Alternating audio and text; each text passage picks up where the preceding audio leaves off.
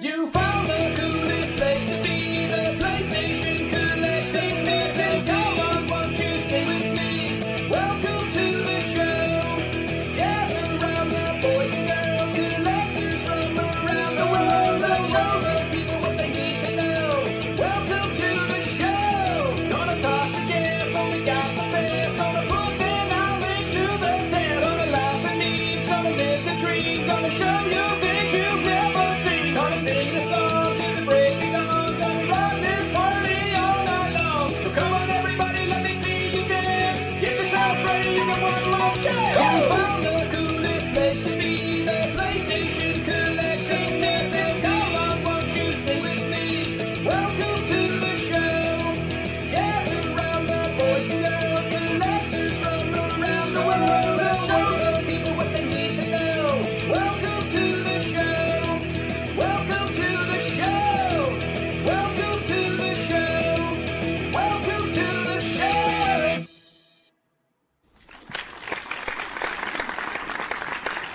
Yo, yo, yo. Hey. Yo. How's everybody doing? It's the PlayStation Collectors Podcast. We're on season 4, episode 14. My name is Joe Red, and we're here with Mr. Figsy. How you doing, buddy? Hey, what's up, everyone? Welcome in. And our special guest today, on our super special bonus episode for our European guest, is Mr. Beliskner. How you doing, man? Hello. I'm doing pretty good. Weekend is almost over, which sucks, but yesterday was pretty good. Was at a retro convention, got some good stuff. So Nice. Yeah. Oh, cool. Well, I'm looking forward to seeing it. That's pretty good. Mhm. It does suck that it is Sunday here, and the weekend's almost. I've been on vacation all week for 7 days, so it really sucks for me. I'm gonna have to actually go back to the real world tomorrow and work and stuff. It sucks. Yikes. Yeah, so like for the last week straight, I've just been playing Core Keeper like nonstop all day, every day, and that's way better than working. That's so much more fun. I'm gonna But be that honest. explains why you're so much further than me, though. I'm like, why is Joe so far into the game? I know. All of a sudden, I'm streaming it twice a day, like 8 hours. I look a at day. Joe's screen, and I'm like, what the fuck is going on? I'm not nowhere near you. So, when I know life a game, I do it right. I used to play WoW, son. You don't understand, man. I can sit in a chair playing video games for 15 hours straight, no problem. I'm also, I play Geoguessr full time too. So if I play another game, I play the same amount of time into Geoguessr that day, or I force myself to grind because I'm like grinding consistently. So Yeah, when I get addicted to a game, I usually go pretty hard on it. But I'm gonna miss it. I'll be honest. I'm gonna be at work, doing work stuff, and just be like twitching out, being like, "Oh man, returning PMs of oh, different. you know what I need to do? items I that need to, find. I need to paint my boxes blue when I get out of here. And then you know what else I need to do? I need to move that fish pond like 6 inches. It's not like lined up with the other. It's bothering me. Like I sit there and like, dude, that game. I have like some serious like OCD issues, and like that game is like, I don't know, like everything's got to be even and line up and match, and you know what I'm saying? Yeah, I like it. It's fun. Oh yeah. Yeah. So Listen, it's good to see you, man. Welcome in for your regular season appearance on the podcast. Yeah. I can only have one. It's in my I contract. think there was one season where you're on multiple times, but you were like on. Oh, I was? Yeah, there was multiple people on. Oh, okay. I mean, do you really want to come on here more than once? I mean, I always get asked, and I most of the time have time. So Oh, sweet, dude. Oh, well, we should do this more often. I do say like it's cool to see more perspectives from PAL collectors and stuff like that. You know what I mean? I like getting people from those different reasons. Like we were talking earlier about your Super Nintendo games Yeah. behind you, which look amazing, by the way. thank you. And I was saying, like, I'm so surprised at how colorful it is. Like, it looks so crazy for a Super Nintendo set. Like, I feel like over here we got more of the uniformed black boxes, and I'm sure we have some colorful boxes. I'm sure that I don't know about, but I don't know. It just when I see someone Super Nintendo set, it doesn't look like that. So that's really cool. I like it. Yeah, if you like sort them alphabetical, like I do, it looks kind of weird because the colors are all over the place. But because most of the time publishers or developers use the same color for their games, you can sort them by publisher and developer and Oh, make that it would look, be cool. make it look a little bit better. Yeah. Yeah, But that would even be then, awesome. but even then, you sometimes have outliers where a I would company sort them by will use color different colors. and have like color variations next to each other and stuff, and just have one like massive rainbow on the wall. You know how they Yeah, make that those, also works. Yeah. those pictures that are like mosaics of different colors, and then you zoom out and it looks like it. You got to do that and make that show look like Mario. So you might have to buy like 17 of the same game to do it, but it'll look cool.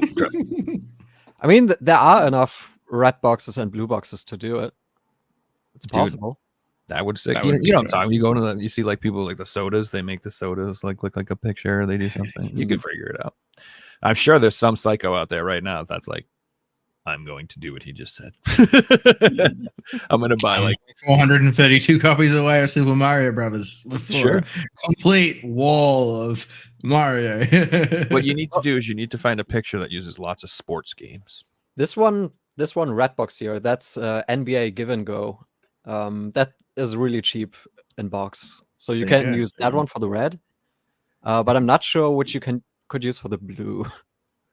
I was going to say, you like you're Brad- talking about maybe the Brad colorful. Ball. Is it Chrono Trigger blue? No, I'm just kidding.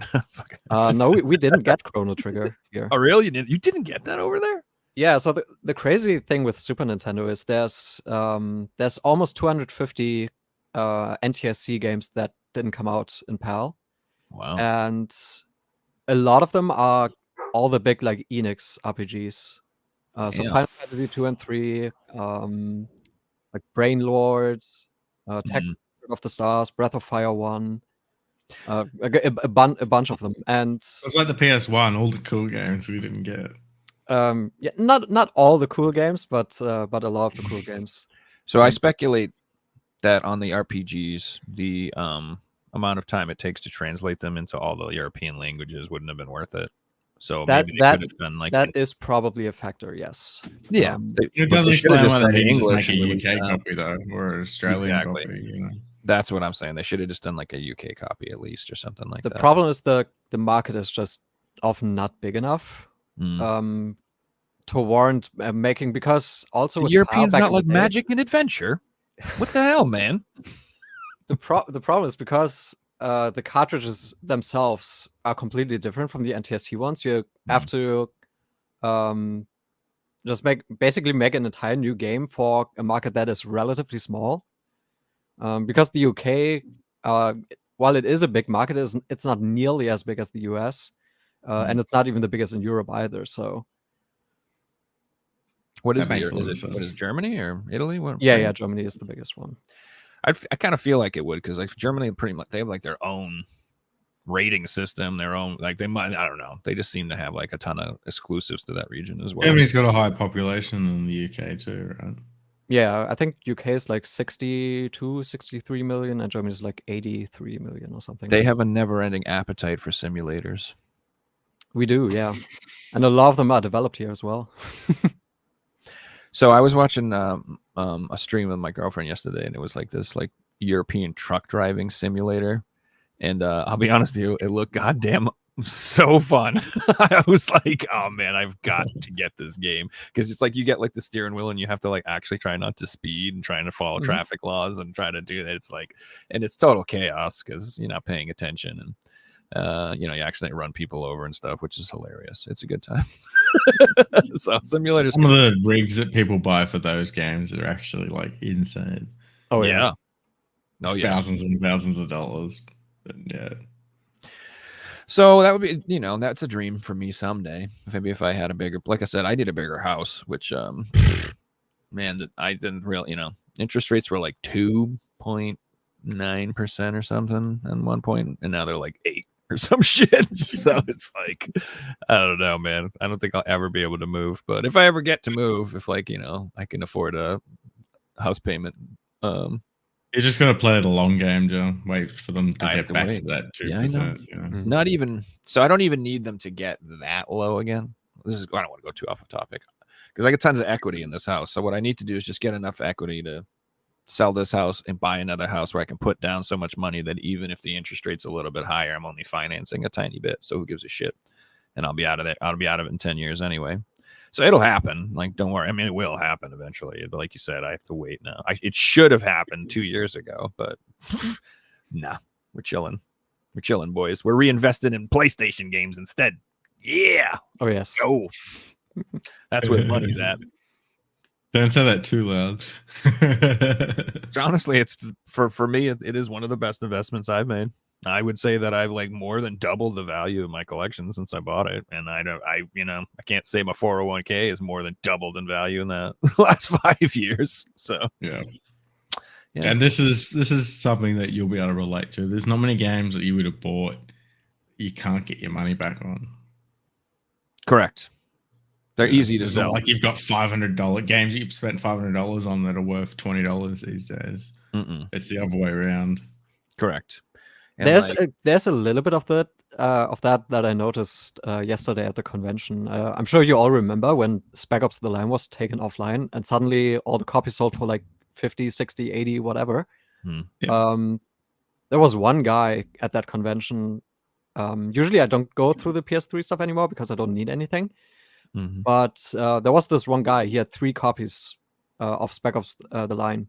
And they were priced at 20, and obviously no one bought them. That's interesting. I'm kind of in the same boat as you, Beliskner. Like, I don't look at PS3 games anymore because I don't need them. Like, there's usually I just like scan stuff over and see if there's anything there that I just don't recognize for some reason. Yeah, exactly. Or I look for the Japanese rating. Or collector's editions or seal books or something that Oh, there was one person that had like a bunch of those medium-sized PS3 collectors and limited editions, like 20 or 30 of them. I had all of them. I didn't need any of those. Yeah, I'm not surprised. Really disappointing. It's usually the same. I sold a lot of my common ones, and I'm like, I see them all the time, and it's just like, the Call of Duties and the Medal of Honors and different things like that. I just kept the ones that I really like and really cool to me. I saw a lot of the big ones too, just because. I still have all of my big ones. And I don't think I want to get rid of any of them because, like, sometimes I just look online how many there even are, and when I just pick a random one out of my shelf up there and look, and I don't see any, like none sold, none listed, I'm thinking, maybe I'm gonna hold on to that. No, I have to look at two ways. I moved 3,000 kilometers, and I sold a lot of them prior to that, so it made the move a lot easier. Nothing got damaged in the move. If I decided to take them with me, they could have got damaged. Things could have happened. It would have been a lot harder to pack them all. It would have been more expensive. Like, I got to add those things up. The only thing I do regret is I sold a few consoles that I kind of regret selling, but I got a lot of money for them, so. I got to look at it like what I paid for it compared to what I sold it for was, really good. So, if I want them again, I can go back and buy them for what I sold them for if I really want them that bad. Yeah. So I'm sort of like, so you guys say you don't really look to the PS3 because you have everything. I'm like unwillingly coming to that conclusion with the PS4 where I still look, but it's just like you said, I'm like, I have it all. There's like 2 games I'm looking for, and I'm just waiting for the price drop low. It's actually held its value and will not freaking drop in price is Red Dead Redemption 1 on PS4. It's still like $40. I'm like, come on, man. I do not want to pay $40 for Red Dead Redemption 1 because I already own it on PS3 and I have the I won't buy that for $40. Not for 40. No. I own it multiple times. Exactly. I've got the slip cover. I've got 2 slip covers because there's variants. I got and you can get the Red Undead Dead version, the Undead Nightmare version. Yeah. You can get 2 for 4 copies or something. Yeah, that's what I'm saying. The essentials and the platinum version. It's just, that's what I'm saying. So it's like, but it's just like shocking to me. Like I keep checking and I'm waiting and I'm waiting and I'm waiting. And I'm like, can we at least can we get 30? Can I get a 30? I know. I'm just like, 40 is just like you said, it's just too much. That's like a new price. That's like a new game price. Yeah. No, the way I see it, Joe, is that's a game that you have to wait to pick up on the marketplace. because it's going to be a AAA game that your average Joe will buy and sell it with his console and a bunch of games, and that's where you'll get that type of game. And like, there's a bunch of games now that I'm looking at them. That's the only way to find them, because GameStops aren't doing $5-10 games anymore because they don't have the stock that they used to.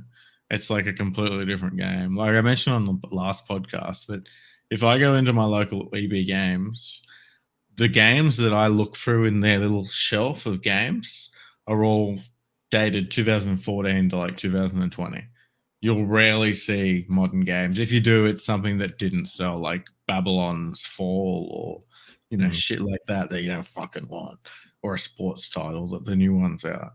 Like, I'm not seeing games that I want reduced, even at half price. They're all full price, or they're not on the shelves anymore, because the shops start getting the stock that they used to. That's why you got to go to retro conventions like Bell. That's where it's at. Yeah. Do you even have those? Them here? No, we don't have retro conventions in Australia. Oh, that sucks. Really? Why don't you start one then? I'm not even joking. Why don't you should like be the guy. You should do it. Well, now I'm down here, I could work something out. Rent an Australian VFW. Do you guys have those? I don't know what the fuck. Never mind. It's honestly not impossible. Like, the costs associated can all be recouped with like entrance fees and vendors fees. Yeah. And you don't slushies and hot dogs. And you don't need to go like mega hard like PRGE and rent out like convention halls and stuff. No. You can just find a local place, rent it out for a day for like $1,000 or something. You have a wet t-shirt contest? Yeah, something like that. And and you only need like one or two other people to like organize that stuff, and that's pretty much it. That's how they did it here in Berlin. I think it's 2 people that organize it, and that's pretty much it. Let's do it, Figsy. We'll do a GoFundMe though. I'm gonna make you pay for it. We'll do like an Australian GoFundMe, whatever they call that down there. Is it still GoFundMe? It's probably the same thing. And then we'll get everybody. I think that's just an American thing, Joe. You don't have nothing. Why does your country got nothing cool? I mean, we might, but we don't need GoFundMe because our healthcare system works. Okay. Shut the fuck. Hey, I ain't gonna argue about that. Our healthcare system is fucking joke. Literally, it's insane. It's like they're like, oh, you need any help? That'll be $35,000. And you're like, what the fuck, man? Oh, I want to die.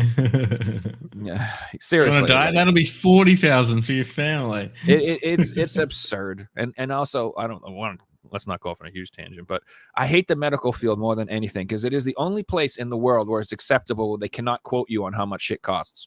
Anywhere else you go for anything, you go, well, how much is it going to cost? And they'll say it'll be $500. Going for medical care, you go, well, okay. You say I need this. Don't they have how much is going to cost? And they're like, depends on your insurance. What the blah, blah, blah, blah, blah. It'll probably be like $200, and then you get a bill. It's like $1,200. They're just like, fuck. See, that's crazy. Like in Australia, crazy. The only work I've had done recently is dental work, and I got quoted a figure, and after it got done, it was actually cheaper than what I got quoted. My dog's healthcare. It wasn't. It was like a couple of $100. That's how my dog's healthcare worked. Like when I got her that big operation, they were like, this is the most it will be, but it'll probably be less. And it was like a little bit less than they said. And so I got like a tiny bit of money back. And they were accurate. They can actually do this. So for my dog, they can do that. But for me as a human, they cannot. Like I remember this one time I had the stupid thing done, and I was like, I don't want to do this. It's not worth the money. And they're like, it'll only be $225. It'll only be $200. It'll only $200. Get the bill. It was like $650. I was like, you sons of fucking lying mother. Like, it's the only place that get away with that. You go in to get your car fixed, and they're like, it'll be $250. And then you go and there's the bill at $650. There's going to be a problem. You're going to have, you know what I mean? Like, you can't do that. But in the medical field, yeah. The country's wild. No problem, bro. But anyway, also, too, and you only have to pay for that shit if you are a citizen who works and pays money. If you're illegal, it's all free, by the way. Totally free. Completely free. Absolute madness. $35,000 for you to get any health care, but it's free if you just walk over here and you're illegally in the country. Free. Completely free. There was a really funny meme going around a few years ago where someone calculated that if you break your leg in the US, it's cheaper to fly to Spain, get it fixed there, have a 2-week vacation there, and then fly back. In the United States, I'm going to stop the stopping in just a second. The last thing I want to say is like medication in Europe will be $30, and that same medication in the United States is $1,200. Same thing, same product, $1,200 if you want it here. So yeah, it's not right. So when you criticize our healthcare system, cheers. You're right. It's fucking fucked. That doesn't make any sense. But Actually, we have dope ass video game I'll add conventions. something to it. I was watching Chelsea play last night, and it was on the American channel. And watching the American channel, you get American ads. And they did an ad for like pills and shit, man. It was like weight loss or I don't know, some pill. And afterwards, it's all pharmaceutical. They got to do a disclaimer, and the disclaimer is like can cause heart attacks, cancer, blood clots, blah blah blah blah blah blah blah blah blah blah.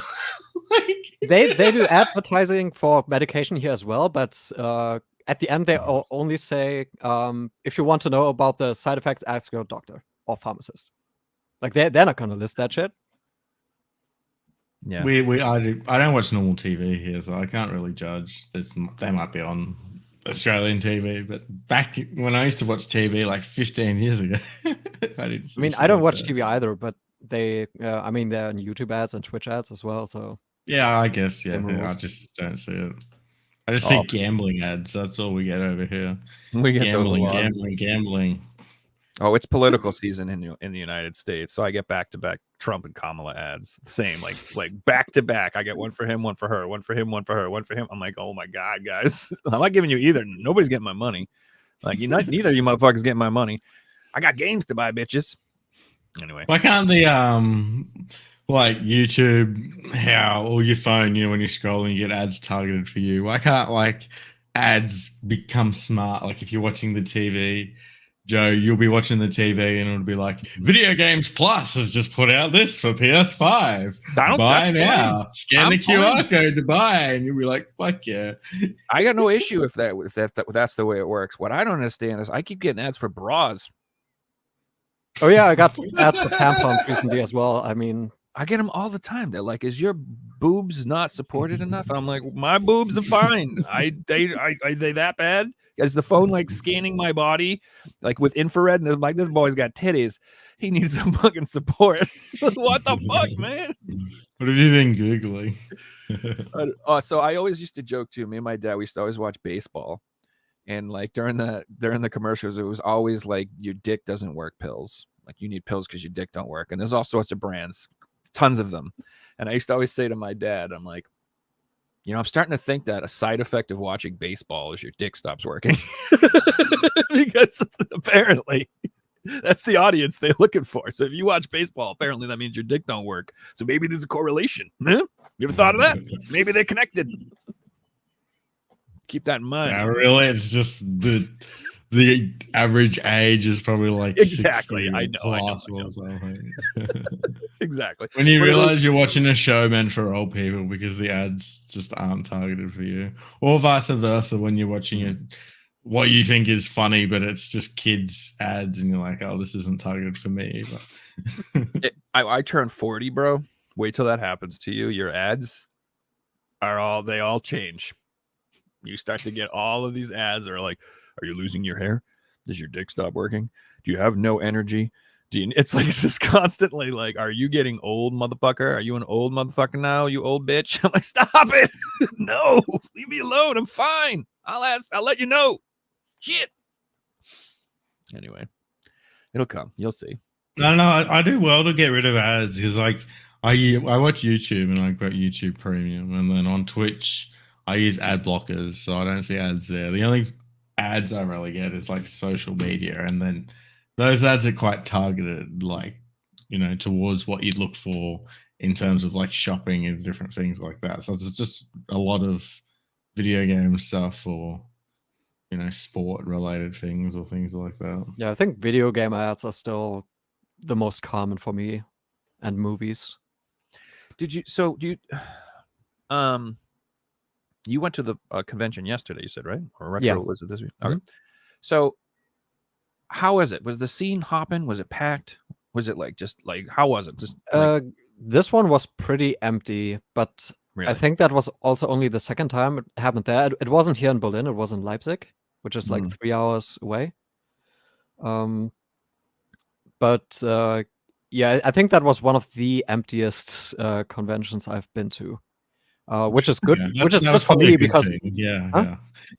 yeah. yeah, it's good for me because what I hate about packed conventions is you stand there and you're just waiting everywhere to like go get to the bins Mm. to dig through, and it just takes ages to even see anything.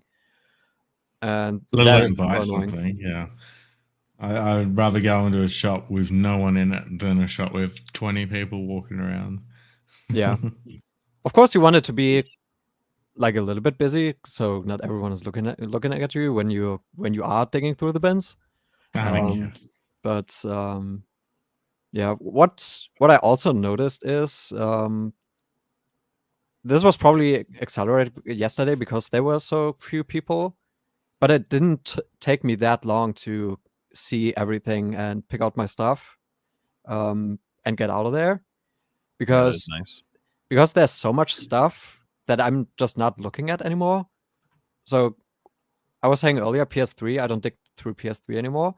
I don't have to look at PSP. I don't have to look at Sega Master System.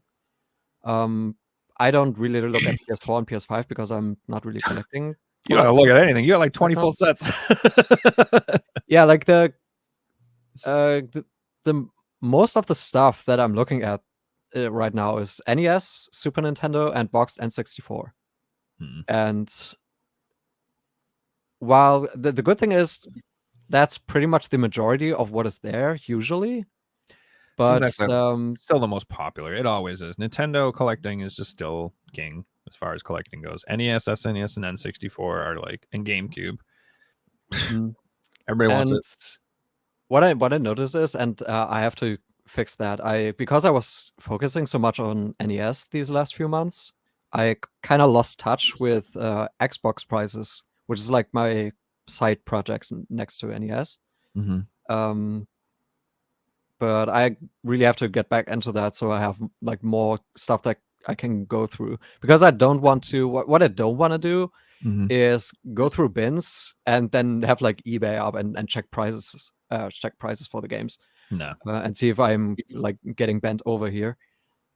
I You just don't should want to do that. have an idea of what they're worth prior to picking them up if it's stuff Yeah, that you exactly. want to buy. Everything that I'm like currently looking for, I probably search it on eBay once a month and have an idea of not just what it's listed for, but what the sold listings are. And what you well, want to pay and for things it. like that. What you'd be happy to pay for it. Like I have, like I said, like I go through the PS4 stuff and I own almost everything I want. So there's only like a few things that I need. So like you guys, like say when I go out, there's rarely something I see that I'm like, ooh, what's this? How much is it worth? Should I buy this? That never happens for the most part.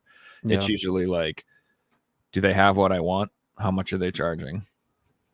That's I pretty guess much on Friday, Mason asked us, like, what's the most expensive item in your collection? It's like, I'm not looking up values of the stuff I own, but yeah. if Once you have me, it doesn't matter how anymore. much are the games that you're after? I can tell you to like the dollar figure what they're selling for.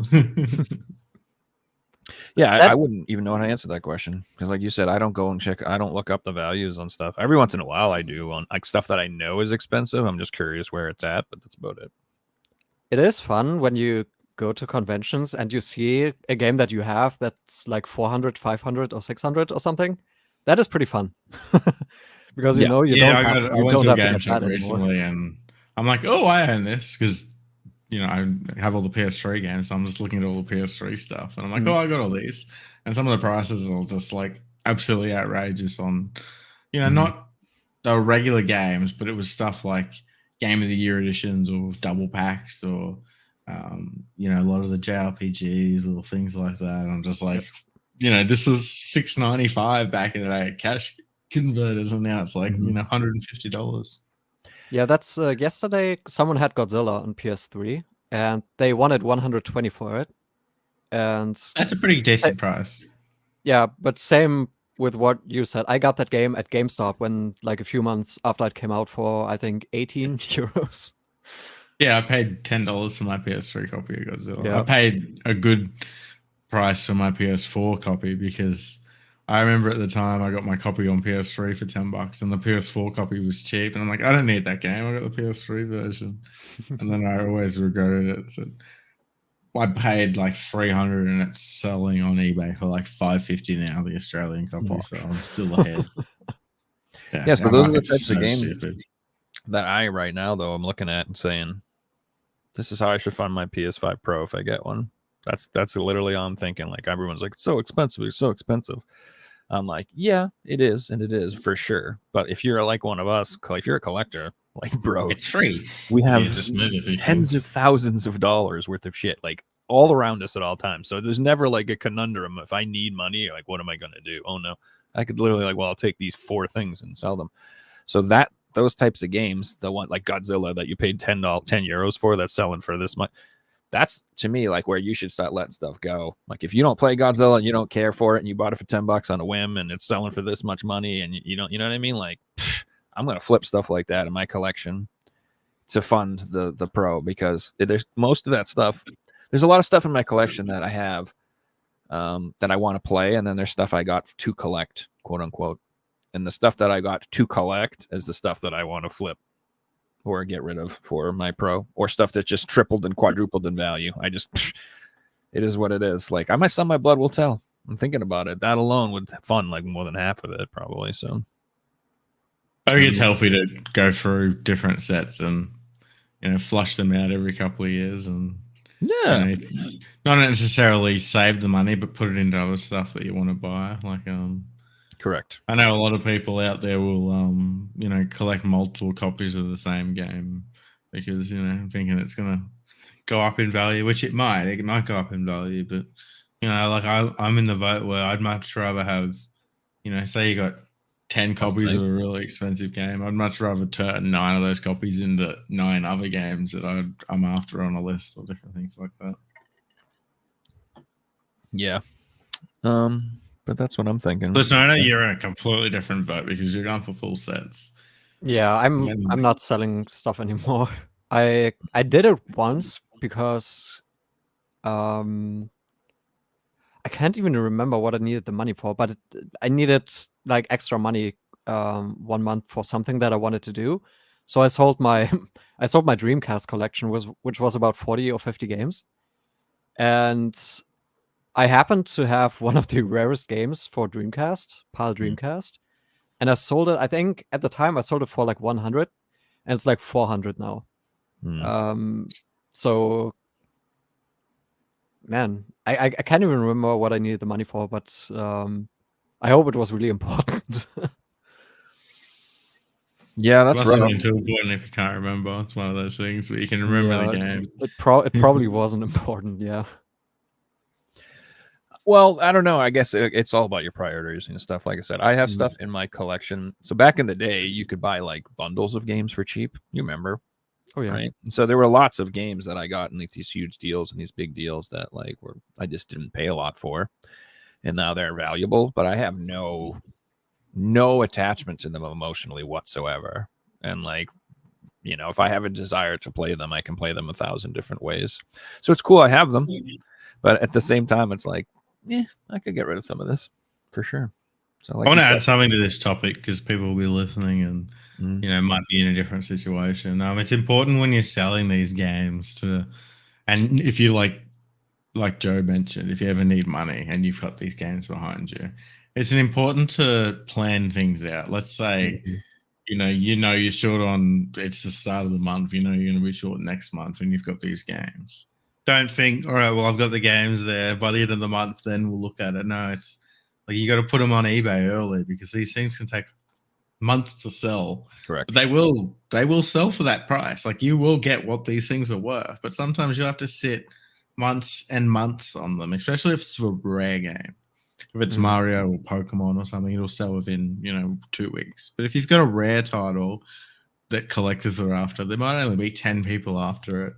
And those 10 people might only buy, games every couple of months. You just have to wait till they're ready. So it's about being patient. The more stuff you put up at once, the more things that are going to sell. So, if you ever need money right away, instead of, selling things cheap, maybe list 20 items or 50 items, and 2 or 3 of them might sell, and then pull the rest of them down or something like that, rather Smart. than taking your games to GameStop or Don't do that. pawn shop or even on Facebook. You're not going to get half the price unless like a collector's in your town and is desperate for that one item. You're rarely going to get close to what eBay prices are or Amazon like that. So you've got to be careful when you sell things. You really got to plan it out. Like I sold a lot of my collection.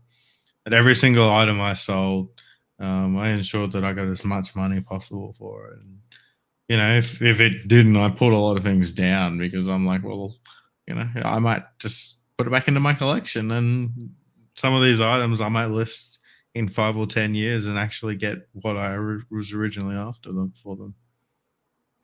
Mm-hmm. Yeah, usually I'm financially pretty savvy. Like I always try to keep a certain amount of money in my account and never go below that. And it's a pretty generous amount that I set aside like that just in case anything ever comes up. And in the past, like at least ever since I sold my Dreamcast collection like 8 or 9 years ago, I never had to go under. So yeah, nice. Yeah, I mean, selling your game collection in emergency or something is different than what I'm trying to say. I'm not like that's a different situation. But like you said, if you're ever thinking about selling, like, you should do it. You should be proactive and not reactive. Like you said, you don't want to wait till the last minute and just go down to the game store and be like, "What do you give me?" Because you're going to get 40 to 50% of the value. Exactly. You're going to lose out. That's not how you do it. Like, so what I'm saying is, like, I know, like, the PS5 Pro, like, you know what I mean? Like, I can put that on a credit card if I really want to, and then throw some expensive games on eBay. And like you said, just pay it off over the next few months. And I don't even have to do that. It's not even like that big of a deal if I just bought the damn thing.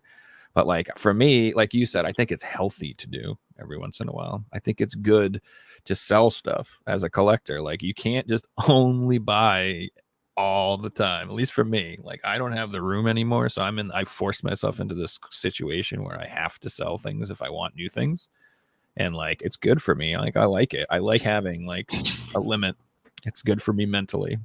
I'm kind of like now in the complete opposite situation. I, sold you got all them empty shelves, son. And now I've got empty shelves, and it's like now I can buy stuff again, and it feels a lot healthier buying stuff knowing that the shelves are empty rather than buying stuff like Joe buying a collector's edition, going, how the fuck am I going to fit this on the shelf?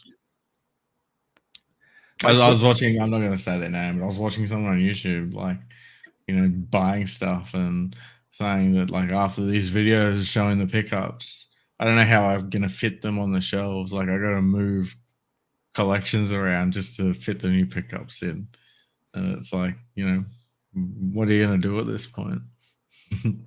But, some people like to collect everything. And Sebastian, you're lucky that you don't go for modern stuff. Like people that do Switch and PS4 and PS5 and collect everything. Everything's got a collector's edition these days, and the boxes are so fucking big. Like people that have crazy collector's editions with PS4s, those boxes are ridiculous, absolutely absurd. Yeah. Yeah, no, it pretty much, for me, it pretty much stops at PS3. The only stuff beyond that I really have in my collection is PS4 and Switch, but only in pretty small amounts. And I guess Vita, if you want to count that, like after PS3. I mean, it came out after. Yeah, same time. But at least PS Vita doesn't take up any room really. I need exactly. I need like 60 something more games for the set, and I have like on a shelf that's just like that one. That collection right now takes up about 2 of those rows, which is nothing. Yeah, that's like I love the PS1 games because they take up just next to no room compared to like the PS2 games, which, there's so many of them and they're so big, they take up so much room. Yeah. Yeah, that's one of the reasons I got back into 3DS collecting. It's like so nice. They're so compact and clean, and And like, God, it's like little things too. Like I love on these cases how they put like the little pictures on the spines. Yeah, I love that. That's so It's cool. so damn, dude. It looks so good. So, but yeah, that's a huge thing. Like I Vita, 3DS, and PS1, primo for collecting because they're just reasonable. They don't take up too much space. PSP is not too bad too.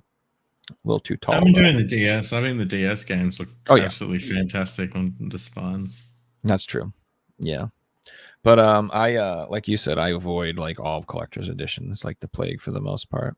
Like I just you know, all I want is I like those like middle editions they come out with that are like $10 more than the standard edition that come with a CD and an art book and the box is slightly bigger.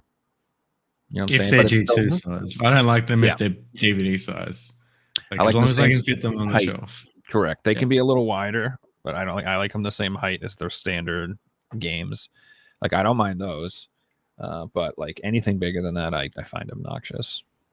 Yeah. Once you got a collection over a certain size, it's just unreasonable. If you got a small collection, a collector's edition looks great because it makes your collection look bigger. You know, but once you're out of room, it's just, you know, I'm like, you can fit 1,000 games or 10 collector's editions. What are you going to pick? Yeah. And then, you know how that is with the games now. They don't even come with the games. Now they're just these giant boxes with a statue in it or a plushie. Yeah, well, at that point, what are you doing collecting? Just go and collect statues. Yeah. Because you don't need games. If you were into games, you'd be buying the games. Yeah. And that's the all digital future that I've tried to explain is going to suck. Like, I've talked about this a million times, but like once we, you know, there's so many games in my collection now that I buy because I want the physical copy and I'm afraid that it will be hard to get in the future, more expensive, you know, all those reasons. So I buy games all the time that I can't play or keep up with because I want them in my collection. I want to have them. And then like we're going to move into that new space where everything's digital and, well, you know, all these boxes with little statues and nothing in them and shit. I'm like, I have absolutely no rush or desire to have that. Like, I don't care. And once we're moving into the era of PC collector's editions. And if you compare PC collector's edition prices to Xbox 360, PS3, PS4, Xbox One, they're worth nothing.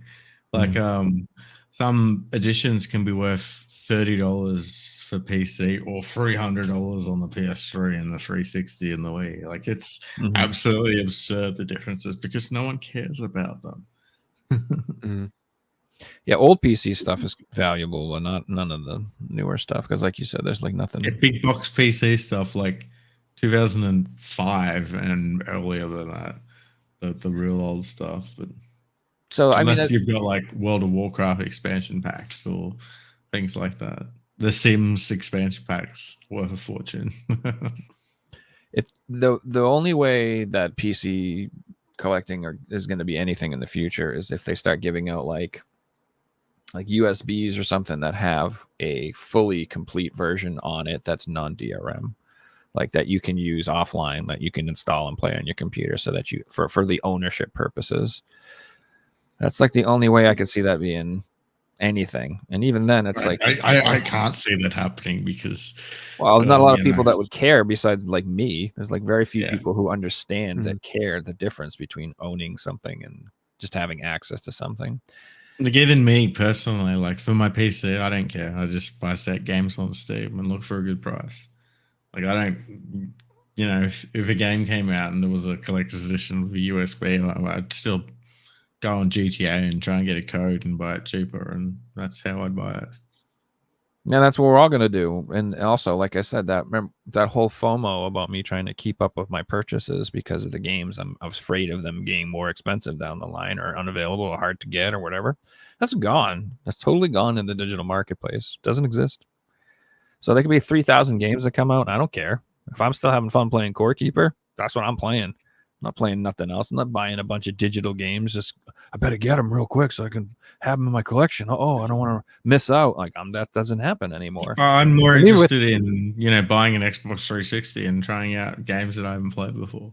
Yeah, I mean also with downloadable games. In theory, there's an infinite supply, so they're really is never any FOMO because Exactly. you know you can always buy that game Mhm. until it gets delisted, and usually games don't get delisted at all if they are even remotely successful, because it's so cheap to keep them on the storefront.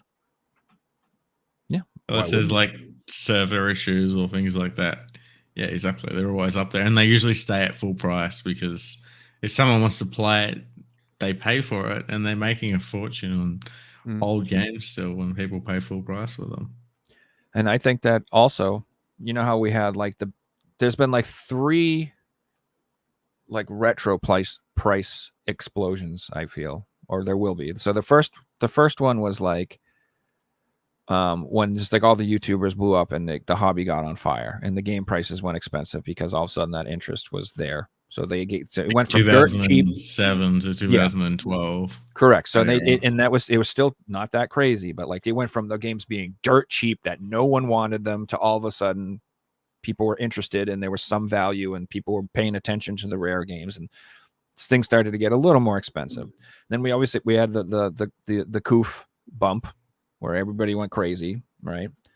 And then I think the third one is going to be once we're in the all digital realm, when they're just like there's no more disk drives, guys. We're just not doing that anymore. All the consoles, no disk drives, everything. It's just we're done. We're moving on. At that point, I think there's going to be like a third crazy price increase to physical media when all of a sudden all these people who are like, well, I can no longer buy new games. I'm just going to keep, I still want to buy games. Maybe I'll start looking at backlogs more. I'll start looking at the Xbox 360. I'll start looking at the PS3. There will be like this group of people who want to continue to buy physical media that will no longer have the option to, and they're just going to go back into the backlog. And I think it's just going to make it even more crazy. I think there's going to be like a third big price jump. So when people are like, oh, is it going to get, the price is going to go down? I do not think so. I think they're going to go up again, even more. Because I'm holding out for the fourth one, which will be the drop. Once all these collectors get to a certain age and start dropping dead, and the kids are like, true. I don't care about this shit. And I'm like, in my 80s, going to garage sales, going, can I get that Mario? That'll be the dream.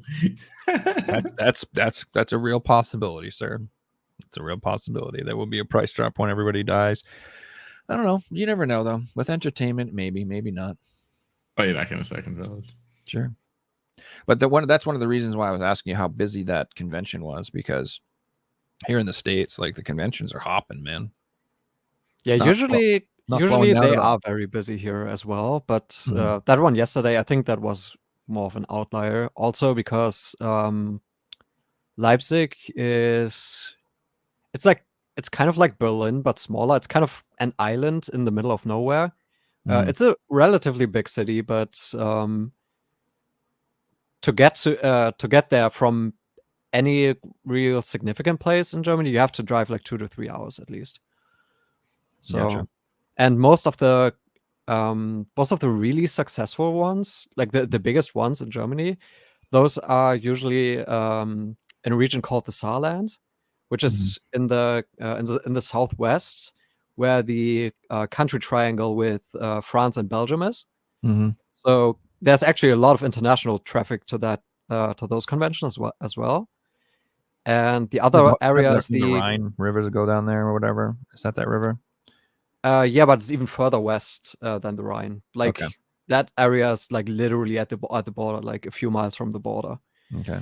I've been to Germany before, and there's it's really touristy, the western and southern thing all around there. Yeah. Yeah, and the actual the Rhine-Ruhr metropolitan area, that's where like Düsseldorf and Cologne are, and a lot of other big cities. It's like 15 million people or so live there in that area.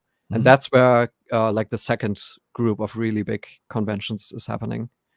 Because that area is also really close to the Netherlands, which has a really dedicated retro collecting scene. I went there too. That was probably the focus of the trip, actually. I don't remember much of the trip, but that's where we started.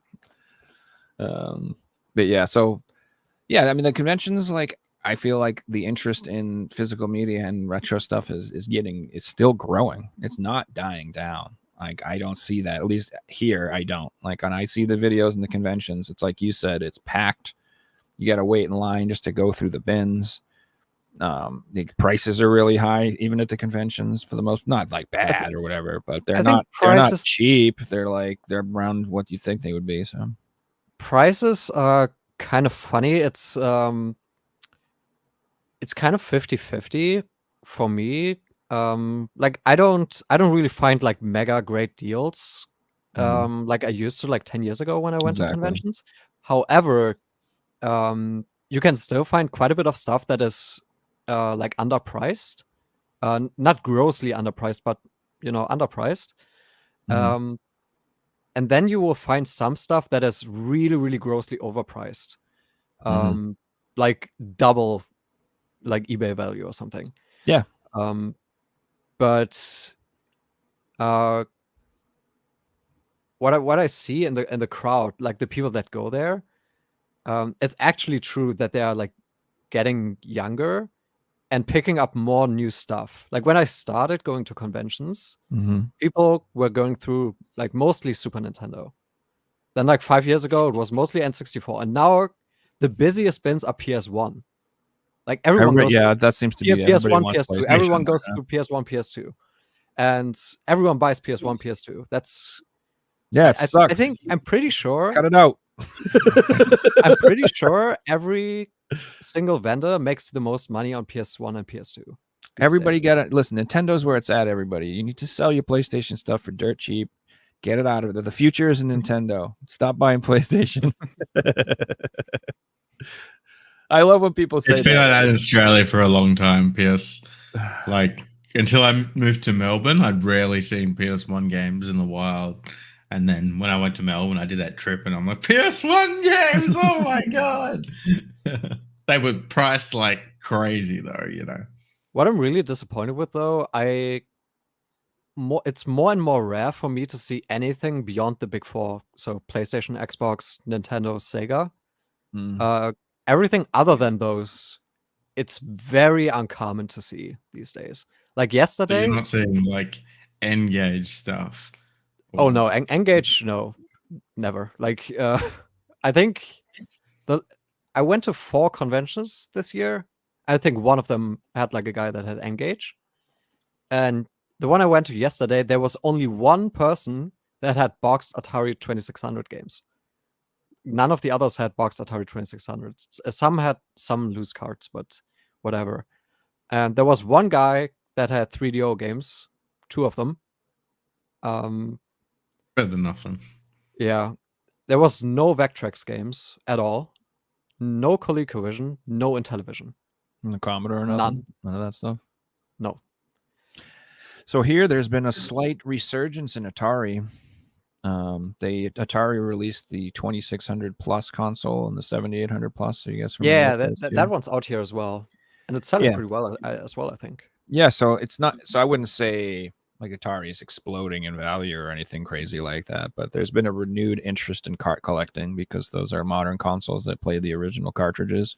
So I do see some prices have gone up slightly, and there's definitely more interest in them. Let's put it that way, which is cool. I love Atari, dude, but it's Atari is great. That's why I'm so disappointed when I don't find any games at the conventions, because that's the kind of stuff that gets me excited. Yeah, because I don't expect to see it. Exactly. No, it's fun, and I always tell everybody too, like, you should try to find something.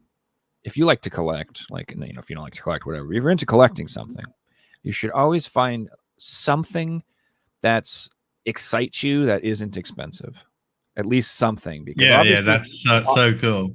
Obviously, I'm doing it right now with not video games, but CDs. And unfortunately, I picked up some, but I left them in the shed because I have to go through and decide if I'm going to keep or sell which ones and blah, blah, blah. But they're like, 50 cents each or $1 each, and people just don't care about them. And it's like, sweet, this is fun. This is like when I first got into video games. Yep. And like when you said like PS1 is like really, like, it's hard to find games, it's hard to collect for right now, people are all buying it up. Like I've been focusing on specifically like PS1 racing games, and there's tons of them. There's so many of them, and they're still pretty cheap. And so some of them, there's some that are, so over here, it's PS1 games are easier to find over here than in Europe and in Australia for sure. Like way more are available. You can go into most retro stores and they'll have a PS1 section with 100 old games on it or something. I think as far as like 90s and before go, I think PS1 is the most common here as well. Oh, okay. It's very prevalent. It was super popular. Yeah, there was it in there, and then there was tons of PAL only stuff, especially when it comes to racing games. You guys got a ton of racing. We got so many racing games. It's insane. Tons, absolutely. I've got like 300 PS1 games. I wouldn't be surprised if 100 of them aren't racing games. I mean, are racing games. Like, I'd be surprised if that isn't the case.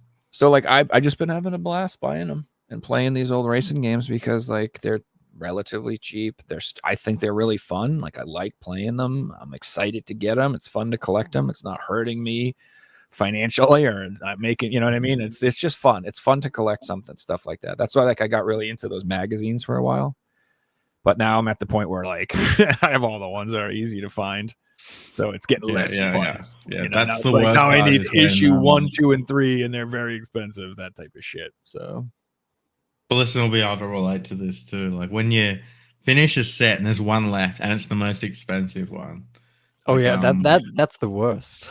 That's the absolute worst. You can see this row behind me right now. I'll go full screen because that's the Lego games, right? It's all the Lego games that are boxed on PS3, and I'm missing one, and it's the Marvel Avengers one. And there's one on eBay right now, and it's like 300 euros. So I'm not paying 300 euros for it, but I really want to complete the set. It's just like, oh, what do you do? Yeah, I'm just gonna hold out and might, send a cheeky offer one day to this person. It's been on there for a long time. They're not selling it for that price. Yeah, I think that happened to me. That the most expensive one was the last. I think that only happened for me twice, which was Video Pack, where I was missing the final game that was released, which was Trans-American Rally. Took me like 2 years to finally find one. And then Elmenage for PSP, which I thought I was never going to find. And then like 3 months or so after I finished the rest of the set, there was someone who luckily was willing to negotiate down to a level that was acceptable. Well, it's the same for the N-Gage, right? With Sega Rally. Oh yeah. The two those are only for ones that are finished. But yeah, I'm missing the rarest one for N-Gage, the rarest one for the Interton VC4000, which is those games right there. I'm missing the rarest one for that. I literally have never seen a copy for sale ever. We should probably have like introduced you better. Like, how many full sets do you actually have, or that are you going for? I think we forget to explain these things that people don't understand how amazing Beliskner's collection is. Let me count really quick because I always forget myself.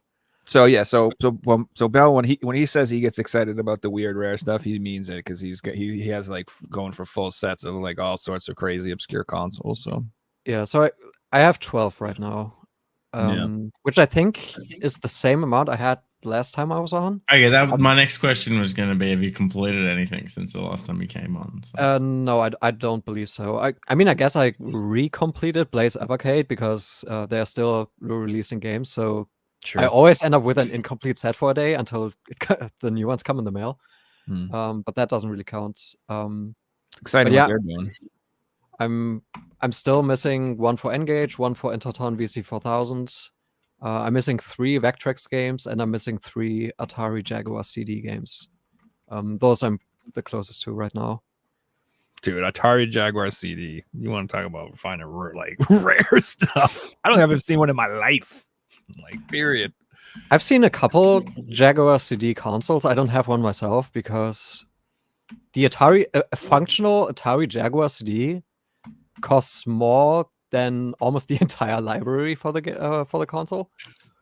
That's wild. Dude, I don't think I've ever. I mean, I've seen them in videos, but I don't know if I've ever actually. I've never seen one just like out in the wild. I'll tell you that right now. Ever in the wild, I haven't seen any either. Like. the classic a while, but I've seen several at conventions for sale. But they are always like 400 or 500 plus. Yeah. That's cool, but yeah, man. the good thing is I have the rarest one for Atari Jaguar CD, the rarest game. So Yeah, nice. And if I wanted to, I could complete the collection right now. Sure. But It's no fun. yeah. It's like Figsy said with that other thing. It's like he can buy the last one right now, but it's overpriced, and that's not fun. That's Yeah, it would almost it's not defeat the purpose when you buy the last one, and it's like that expensive. Insane that like I overpaid for a few games to complete sets. Like my last PS3 game, I paid $180 for it, and it's Odin Sphere, right? It's not worth it. Yeah, I always remember that. You know, I hadn't seen a copy on eBay for 3 years, and it was in an auction, and I was bidding against someone else who obviously hadn't seen a copy for blah blah blah. So you know, when it's like that, the market decides the price. Yeah, it's like I don't want to wait 6 months to save $50. Yeah, but on things like this, where it's, you know, that was a full set and it was a journey. Like this is a little subset side project, and I've got dozens and dozens of those, and so many games that I've got on lists, and I have prices next to them that, you know, I want to pay for the game. I usually put the price of what they're selling for, and you know, if something pops up $10 cheaper than what it goes for, or $20 cheaper, I might jump on it.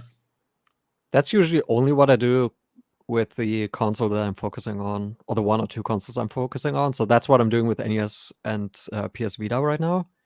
But all the other consoles, I'm extremely stingy. Like, I'll only buy something for any other console if it's like a really, really good deal. But because I'm collecting for everything, I usually find enough to spend my money. So, I'll say if you're collecting for a certain thing, you can find deals. Deals are out there to be found. Yeah. Like, you know, I'm collecting for Pokemon right now, and if you look on eBay, you know, prices are expensive and blah blah blah. But everything I've bought undervalued because I'm looking for deals. Like, I'm meeting up with someone in a couple of days for 2 of the most expensive DS games. And if I was to buy them on eBay, it would be between $850 and $900. But I'm getting them both for $700 because I messaged someone and they didn't want to post, and they had decent prices, and they had another game. So I didn't haggle on the first game, but I agreed to buy the first game. And then after I agreed to buy it, I said, hey, I want this as well, but I don't want to pay this price. I'll pay this much. And they said, yep, sure. You want them both? Right. All right, we'll do this deal. So yeah, I won't spoil what they are, but if you know the most expensive DS games, I should be getting both of them next week. Yeah, that's what I'm doing at conventions a lot of the time as well. I see something that I really want, but it's like pretty much exactly the price I'm like okay with paying. So I grab something else that I'm kind of interested in, and you know, you're the Bundaroo. Yeah. If someone does it to me with one item, I don't want to give you a discount. That's the price. Like I took 8 photos, spent 10 minutes listing it, blah blah blah. That's the price. Even if it's just one item, I will try to get the price down if I know that they're gonna go down on the price, because I'll do like 5%. Usually you can tell, and oftentimes it's the best when usually the vendors at these conventions, they all their stuff is in really good order, like it's super clean. But when I see like a game that I want that is like not clean, so there's stickers on it or anything, I know I can get the price down because I can say, but this game doesn't look really good. I'm obviously a little bit different situation because I'm selling on eBay, but yeah, when I get offers off people and it's for one game, usually I'm counter offering with what I want to sell it for. However, the one time where I give people good prices is when they send me offers on like 10 different games all at once.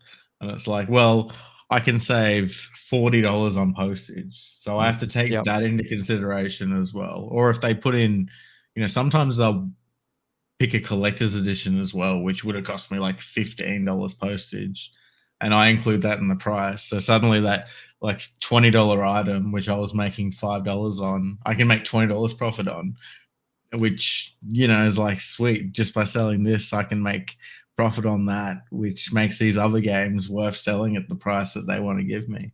So you got to like take all these other things into consideration. Also, but that's because, online selling because postage is expensive and different things but like that. also because you have a digital storefront, like quasi-digital storefront, if you give someone a deal that wants to buy a lot of stuff, they are so much more likely to buy more stuff from you.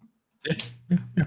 And I've got multiple people that have bought 10 items at once, and then 3 months later they're sending me offers again on a bunch of stuff, and I'm accepting all these things, and you're right, it is the same people, and it's really cool when that happens. Get out to if you're watching and you do that, because I know a few people watch the podcast who are eBay buyers in my store. No. You said that you like focus on certain consoles at a time, and you like to collect certain things at a time. Now, again, I want to go back to my previous point. Like, what's going to happen when, like I said, all these people who are focusing on PS4, PS5, Switch, all these things, and what I feel like they can't collect that stuff anymore, and they all get to focus on something, and they're all going to look back in the backlog. So I said that third price apocalypse is going to happen. I know it is. There'll just be one day. Yeah, that's a funny thing to say, because people are going to be like, what do I do now? Shit. PS3's sort of cheap for a little bit, or whatever. Like, it's gonna it's gonna happen. I think it'll happen. I think that's a funny thing to say, because especially with the PS4 and the Switch, these are like two of the biggest libraries we've ever seen. So if you've got nothing to collect for these systems, you've already got like a full room full of video games.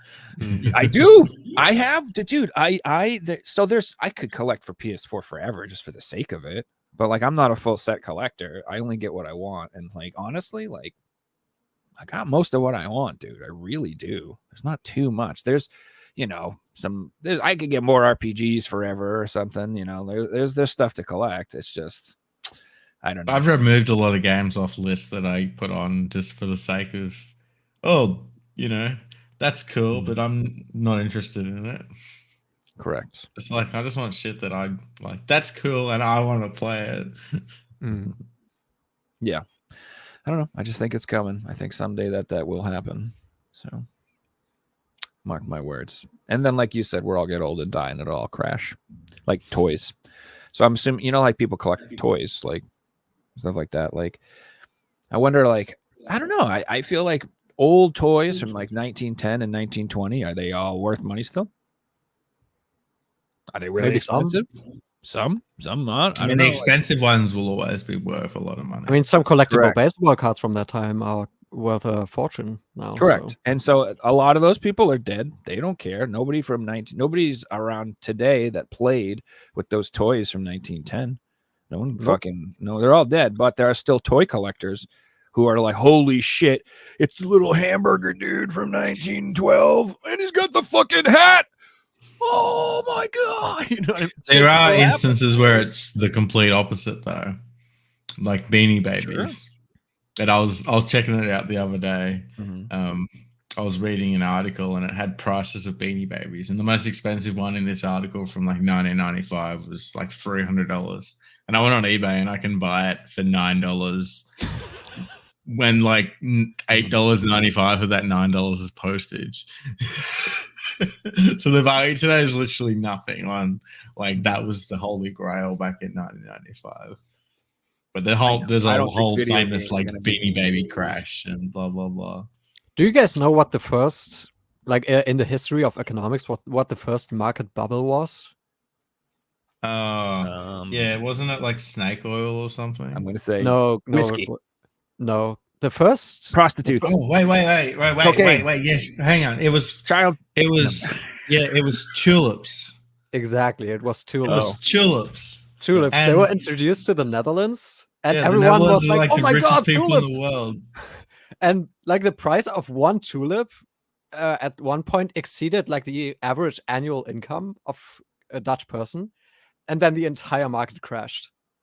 And suddenly everyone was like stuck with tulips that no one wanted, that used to be worth a fortune, but all of a sudden you couldn't even get money for tulips anymore. Yeah, it's funny. Yeah, if you don't know about this, watch a YouTube video on it, because Yeah, like it's a really good videos. I watched the video about the snake oil as well. And it's extra funny because back then, because it was the first one, no one knew that like something like a bubble like could exist because everything happened so fast. No one thought that the price would just collapse into nothing. Yeah, and people were literally putting their lives into these flowers and stuff. That's wild. Yeah, I mean, these things happen, but I don't think that's going to happen with games. I just don't think so. I do think there is a modern There's too much interest item that people collect that will happen. Can you go? I won't mention it, and I'll give you guys a second to guess. Have you got any speculation on a modern collectible that will crash in the future? Funko Pops, maybe?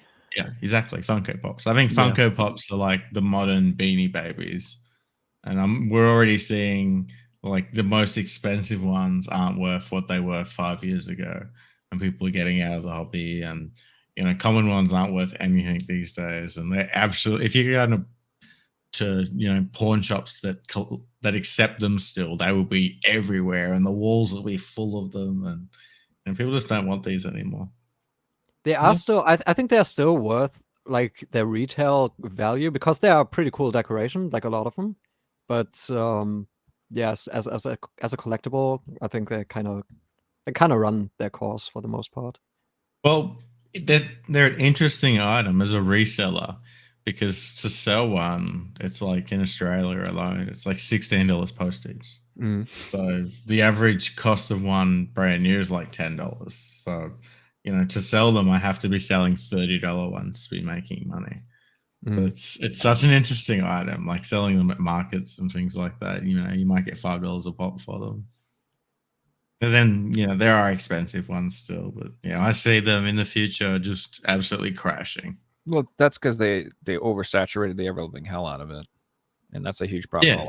Destroyed it. Destroyed the collectability. The way that they sold them were absolutely awful as well. Some of the things that they did, and also like I'm from a collecting. There's like a fine line you have to walk to entice a collector between how much they're like. How many people started out being like full set limited run collectors who just after they just started releasing too many games were like, nah, screw this. Well, this is I mean? Like, I watch a lot of economic channels, and this is from an economic standpoint. And limited run are in the same boat as Funko Pops. You can't make an item collectible; it has to become collectible. Collectability items have to be organic. And the items that stand over time are the ones that are organic. People want. That's why I look at like stadium events. I think there's an stadium events wasn't ever sold to be this thing that was, thousands of dollars, but because of what happened, it became that. But if you look at Funko Pops, they're sold as, rare, limited edition, 1 in 6 is a chase, blah, blah, blah. They're like sold as a collectible thing. So the people that are buying them are the ones that are trying to make money. So it's just it doesn't work. It's the same as limited run games. Who's making limited money on limited run games? It's limited run. Yeah. I mean, I don't know. I just feel like I was like you said, you just can't once you make it like psychologically dreadful to keep up with the amount you're producing. It's like it's too easy to back out of it. Like I just, you know what I mean? Like the reason I was able to collect a full PSVR set is because it's like less than 200 games or something. And that's like reasonable. I can do that over a corporate use and that's fine. But like I don't do the full PS4 set because it's 4,700. It's insane. Like it's psychologically, like I said, dreadful. It's like imposing. It sounds like it just that doesn't sound fun. To me. And another thing, like too many. These people know that. These people, like Limited Run, know that people want to collect all of them, right? They know that the customers collecting, some people, their target audience want sets. So they just put out an unlimited amount. And it's like the perfect business model because they've got the customers that won't stop buying them. Like I gave up at like number 40. I'm sure they still have people who are buying them day one, who don't fucking care about limited run anymore, who are sick of the games, who are absolutely sick of them, but they don't want to miss out because they've already bought 455 PS4 games, and what's $40 more to have a full set? You know. Yep. Well, that's the sunk cost fallacy for sure. Like once you're financially invested in that point, you just keep it going because, like you said, it isn't worth it to not have the full set at that point.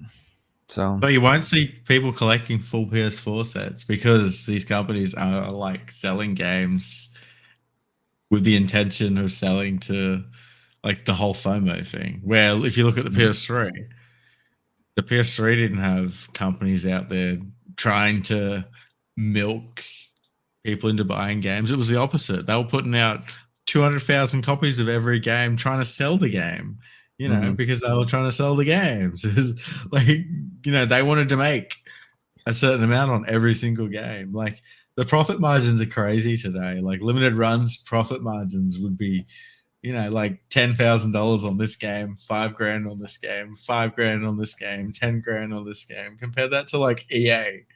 It was like 5 million on this game, 20 million on this game, and we released 10 games. It's like actually insane what they do.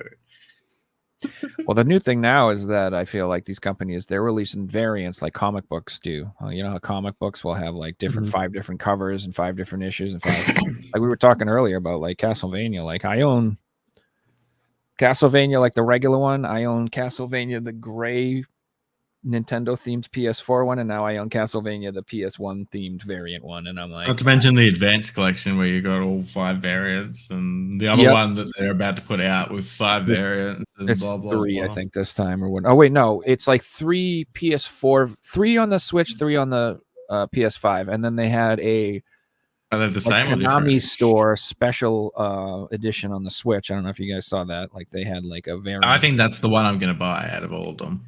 If you can. I don't even know if it's still for sale. Yeah, get that one if you can. So if you go to the Konami store, they have a Castlevania variant for the Switch that's only available on that store. You heard it here first if you didn't know that. And then, so yeah, so that's like 4. And then these, like that was a convention exclusive. Like they do like convention exclusives and stuff like that. And all these, like, it's just, it's exhausting. It would be exhausting. Yeah. And if you don't live in America, good luck. It's kind of similar to like the early 90s, like the late 80s, early 90s, when people started making Atari 2600 homebrews and like hack cartridges. And there were so many of them, and they would also, of course, always cost like $40-50 each one. And there were people that would buy them all, and because they were all homemade, they were like only like 50 or 100 copies made. But at some point, most of them also just stopped buying every single one because they ended up spending like $500-600 every single month just buying these games, and it just wasn't stopping. So at some point, you might as well just call it quits. I stopped a long time ago, and like my limited run game collection will be like number 140, number 250, number 310, because it's just the ones that I really want now. I got a rule. If I haven't heard about the game prior to them announcing it, I don't want it. And that eliminates 95% of the game. Sorry. Like I love, you know, what they do, but yeah, again, I haven't heard of many of these games, and a lot of the games that they're remastering, like I'll ask Sebastian this question. Sorry, listen to this question, and it's the Far Cry Blood Dragon. Like they did that on PS4. Are you interested in buying that for $50 plus postage, or are you happy with your PS3 version of that? I'm happy having it on my PS3 copy of the Wild Expedition. I think it's called the compilation thing. Yeah. Yep. Already have the game.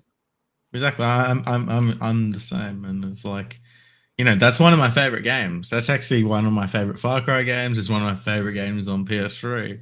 But I don't have to buy it at full price just to own it on its own. Like, and the fact that you only get one game, we got 4 games for the fucking same price back then. They all fit on the Blu-ray. Why don't you give us a Far Cry collection with every Far Cry? I think what people also often don't realize is prior to these companies existing, it wasn't actually that uncommon for a game to only have like 5,000-10,000 copies made. It's just that these companies, they weren't telling you how many they made because why would they? Exactly. Because What do they you- weren't but a lot of selling these as a retail FOMO games, tactic. Yeah. It's like plenty of Atlas games had 5,000 plus copies, and Atlas are known in the community as low print copies, but they didn't announce that. They didn't have to. yeah, I think they even, I'm not sure if it was confirmed, but I believe Panzer Dragoon Saga on Sega Saturn, pretty infamous game. And again, I'm not sure if this was ever 100% confirmed, but I think everyone's pretty sure that every region had exactly 5,000 copies printed. Crazy. And And it explained the prices and everything. yeah, and that wasn't known to the consumer back in the day. And they only made so many because they thought, well, we're not going to sell anymore. There was no the video game collecting as a thing wasn't a thing back then. That whole concept wasn't a thing. At least not for modern stuff, no. But in the 90s, people were starting collecting Atari already, yeah. But okay. Definitely not the Saturn stuff. But yeah, a lot of the older collectors that are in the late 50s, early 60s now, a lot of them started in the 90s collecting that makes sense. Atari 2600 NES. So I suppose if you were old enough to have disposable income back then, you would be collecting. But I feel like for me, and my personal experience, I was too young. So like there was no concept of collecting games when I was growing up. People didn't keep boxes; they threw stuff away. They kept CDs in sleeves. We did all sorts of horrible things. We were terrible. But then on the other hand, Joe, I had 30 or 40 games, and I still got those same games. So like I was collecting as a kid these video games, even like not intentionally collecting, but I never wanted to sell any of them, and I held on to every single one I got. Yeah, we didn't call it collecting. We call it we have the game. Yeah, we have our games. It's just the games we had. Yeah, you're a lucky one though, man. Like you said, but most people's horror story, they'll tell you that they got rid of their childhood games. They traded it in. They sold all their NES games for SNES and one Snooper. When Mario. I had half the experience, and my parents just split up, and my PS1 stuff was with my dad, and my PS2 stuff was with mom, and I sold the PS2 stuff. But thankfully, when I first got into collecting, like 2014, the first thing I did was rebuy all my childhood games, and they were cheap at that point. Most of these games were free, $5. I think the most expensive one was $50. And that's Dark Cloud, which is worth way more than that today. So my whole point, what I was trying to get at with is like you were saying, like they're not going to tell us that they only made 5,000 copies, and like I feel like the reason is like that wasn't a marketing point back then to say, hey, limited edition, there's only 5,000 of these, get it while you can. The FOMO, the whole collect it, have it in your thing, like that concept wasn't in the market yet. So like you said, like it was almost the opposite, because it was like this shows that we have like almost like a lack of confidence in how many we're going to sell, so we don't want to tell people we only made 5,000 because that makes it look like it's not good. I wouldn't even be surprised if that was just never a consideration. It was just like a business number, and why would you ever publish business numbers for any reason?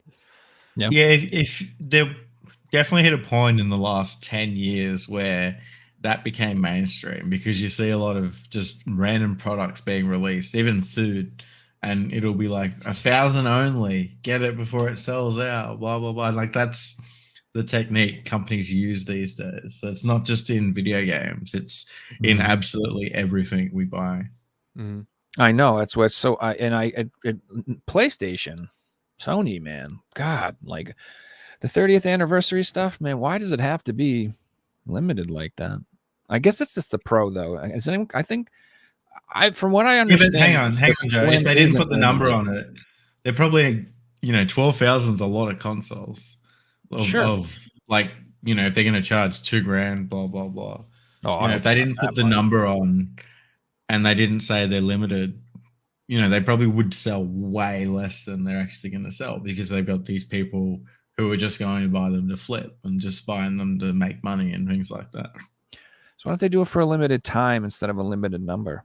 Why don't they just say I'd prefer that, yeah. Why don't you have 2 weeks to order this?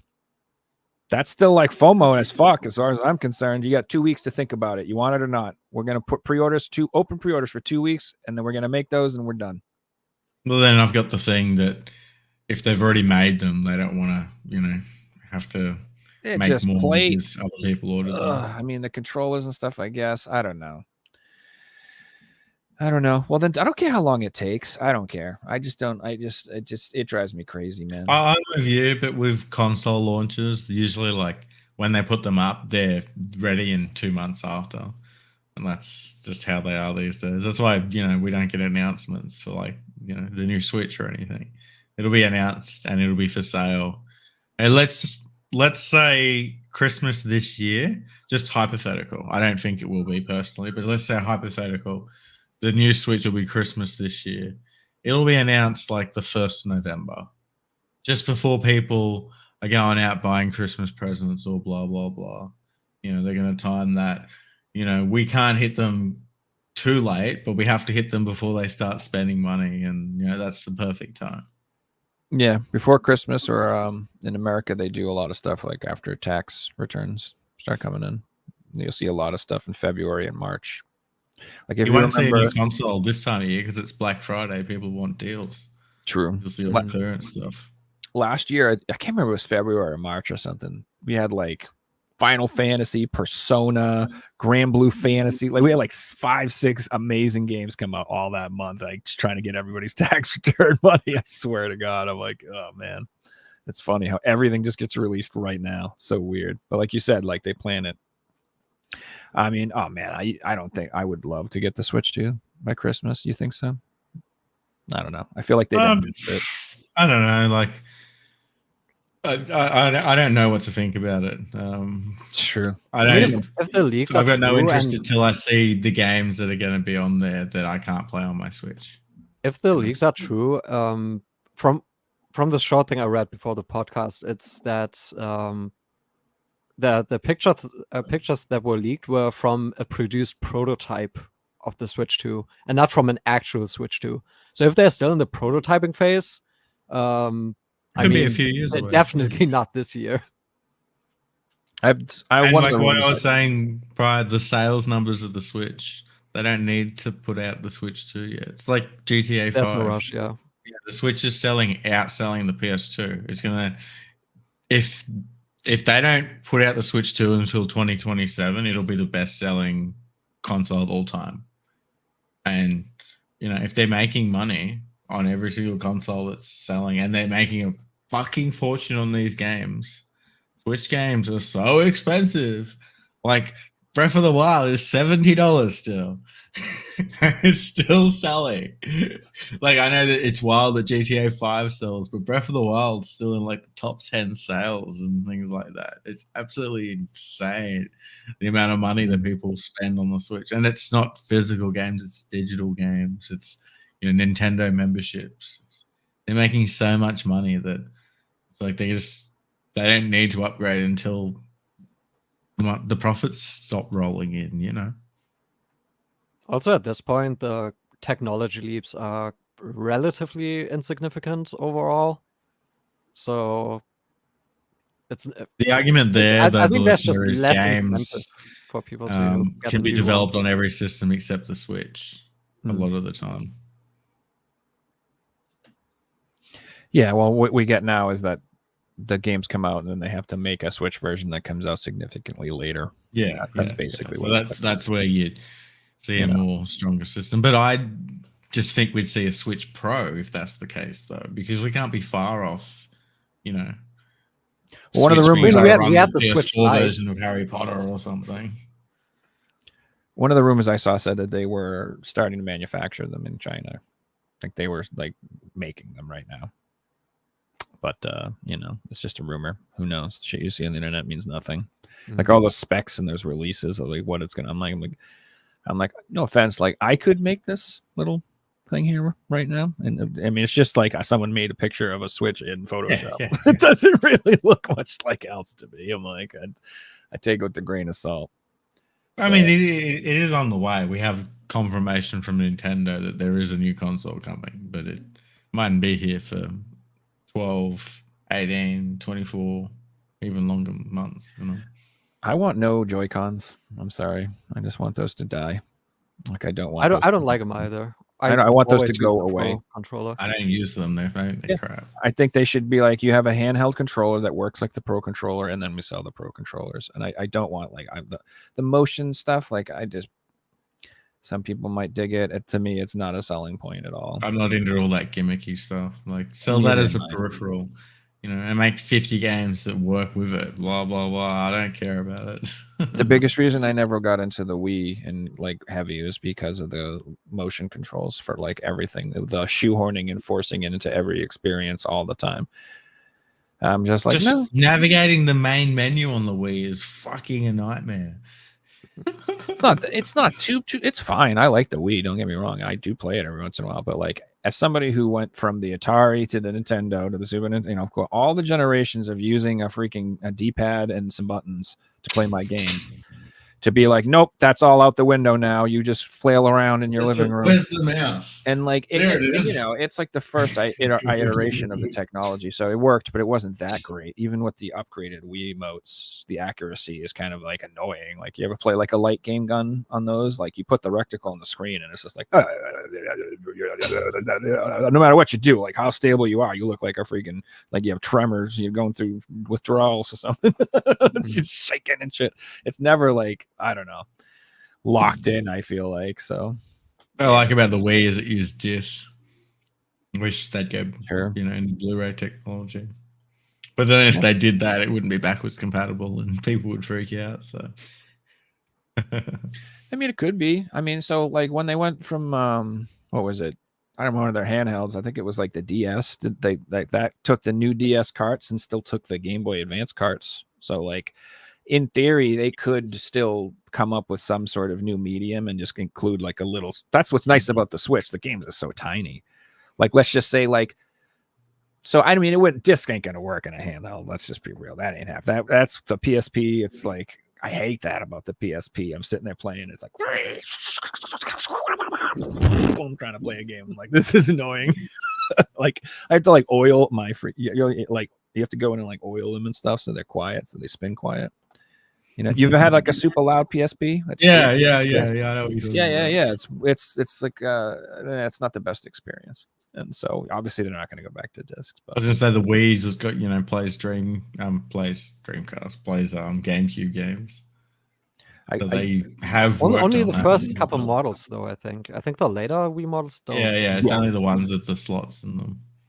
But it's like most systems, you know, they make the first lot backwards compatible to incentivize people to buy them who invested in the old ones, and then later on they cut features out to make the system cheaper. That's fine. I got no beef with that. If they did the same thing, me too. If they like come up with the new, like the more expensive version that has it, and then like they come up with a light version that doesn't have it, no beef with that. Like zero problem. Like I feel like eventually they'll do like an all digital console too. I really think that's coming at some point, like a cheaper console, like instead of it Nintendo like yeah, and it's $100. It's $199.99, and it comes with 2 years with Nintendo Switch like Online, a bunch of first party games already. Sure. That's a seller. Comes with Mario Kart and Breath of the Wild, like you said, those 2 games alone. And it would be like 1-2 jump and shit that you don't actually want to play. Yeah, so I mean I see that happening, and it's fine. Like I said, I just want the options to have it. I like having more options than not. You guys want to get into some pickups? Sure. Yeah. Sure. I haven't got any video games to show off, but I picked up some weird shit at garage sale, so I'll show that off. Yeah, I mean, it's only been like 2 days, so I'm like amazed that I even have anything, but I did get some shipments that came in. And what's funny is like one's from Limited Run, and I made it months ago. And then one's from NG Dev, which is like I ordered like a year ago.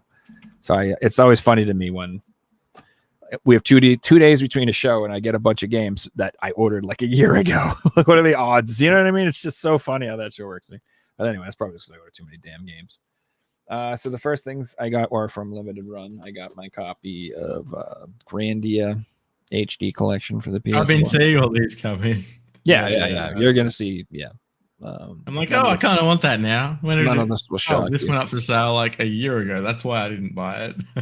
So I have this on the Switch as well, sealed, and that's worth a ton of money. So this is exactly the type of situation where I said I feel like I need to sell. I can sell some stuff, maybe get a Pro by doing that. So your Switch version, keep that. Yeah, like what the fuck do I need 2 of these for? I own Grandia 1 on PS1, and I own these games, the old games. Now I own them on the PS4 and the Switch. Like that's just ridiculous. I can totally sell some stuff.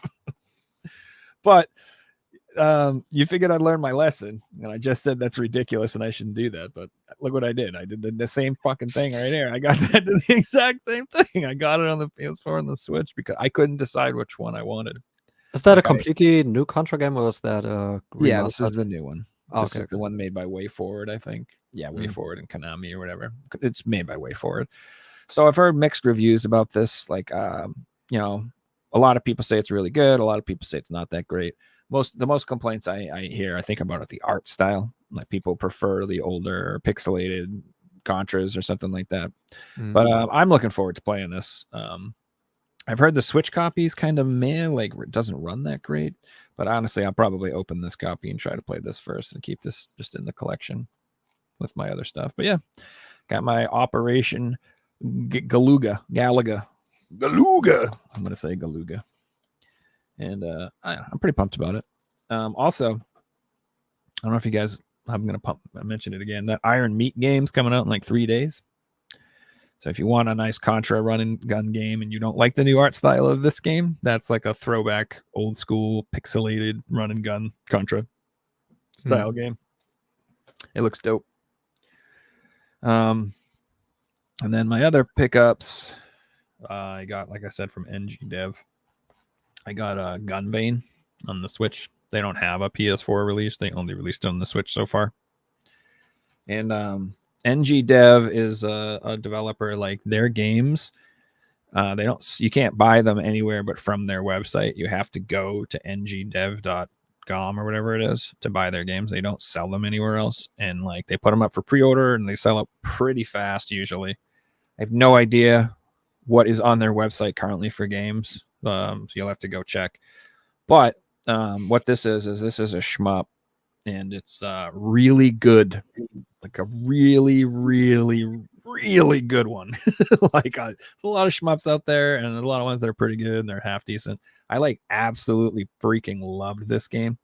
I think it's got everything going for it. It's just super intense. The music's great. The visuals are great. The pacing is great. The length of the levels is great. Like there's so many things about shmups that drive me crazy, and like none of that shit is in this game. The only beef that I have is I can't beat it because it's a little too hard, and that's because I suck. That's not the game's fault. I keep getting to the boss and dying. I've got the boss to the last phase to like 20% health like 3, 4, 5 times. Like I don't even know, man.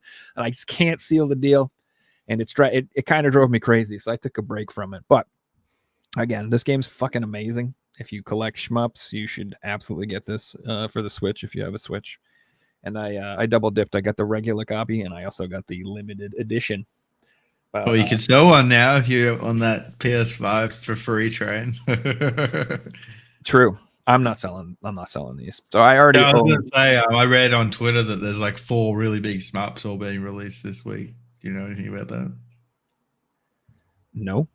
Mightn't be really big, but I read someone like really excited about it. So I'm like, oh, not that I'm like digitally or actually like physical releases. Physically, yeah. Oh, I don't know. I'll have to check it out. I haven't heard anything, but it's 4 of them. So yeah. So this, remember we were talking earlier about like collector's editions. Like this is exactly what I'm talking about. Like it's perfect. Yeah, that's perfect for me. Yeah, like if it fits on these shelves, I want it. If I've got I don't want it if it's bigger than G2. That's my rule. Oh yeah, this is from Germany as well, by the way. That's where they're from. Printed in Germany, it says. And also it's kind of cool. It's got a soundtrack CD and I think an art book. It's like exactly what I want. You know how they number stuff? Like there's 1,500 of these, and I got a pretty low number, dude. I got 57.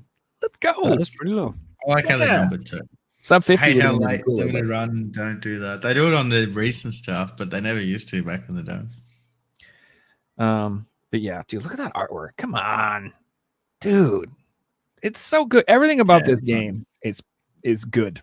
Everything about this game is good. I can't speak can't speak well enough of Tell it. you what's a really good game? It's Core Keeper. Well, yeah, dude, I'll be wait streaming that Get later. our physical copies of that. I'm excited. Yeah, I'm gonna order that for the PS4 and the Switch. I think It's half price. It's like a $50 brand new game over here, which is really cool. So it's Yeah, probably it's like only- $30 in the US. it's $30 here. Yeah, $29. yeah. How cool is that? And it's such a good game. Like Yeah. listening, you have to pick it up. It's a really good game. Core Keeper.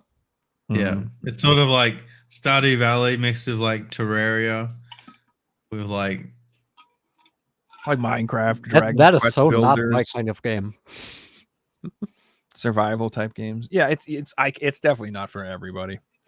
But like, but it's really good. dude, so in that game you can like farm certain types of ground and like move blocks around, and like certain types of ground will spawn certain types of enemies.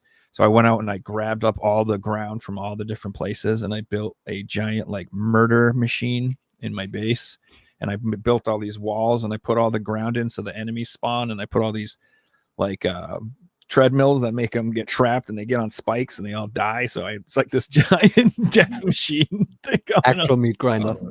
It's so it's so like It's so everyone's much like, fun. You can people do are with like, it, it's like Stardew Valley, it's like this cutesy little game. I'm like, yeah, it is, but like at the same time, like I'm over here like freaking Dr. Evil, like it's so good, dude. I'm having so much fun playing it. It's a lot of fun if you like base building and stuff like that. Yeah. Just I found another. You know how we've gone past the first wall. I found a second wall, and I can't get through it. But it doesn't say that you can't get through it. It just says that my equipment needs to be upgraded more.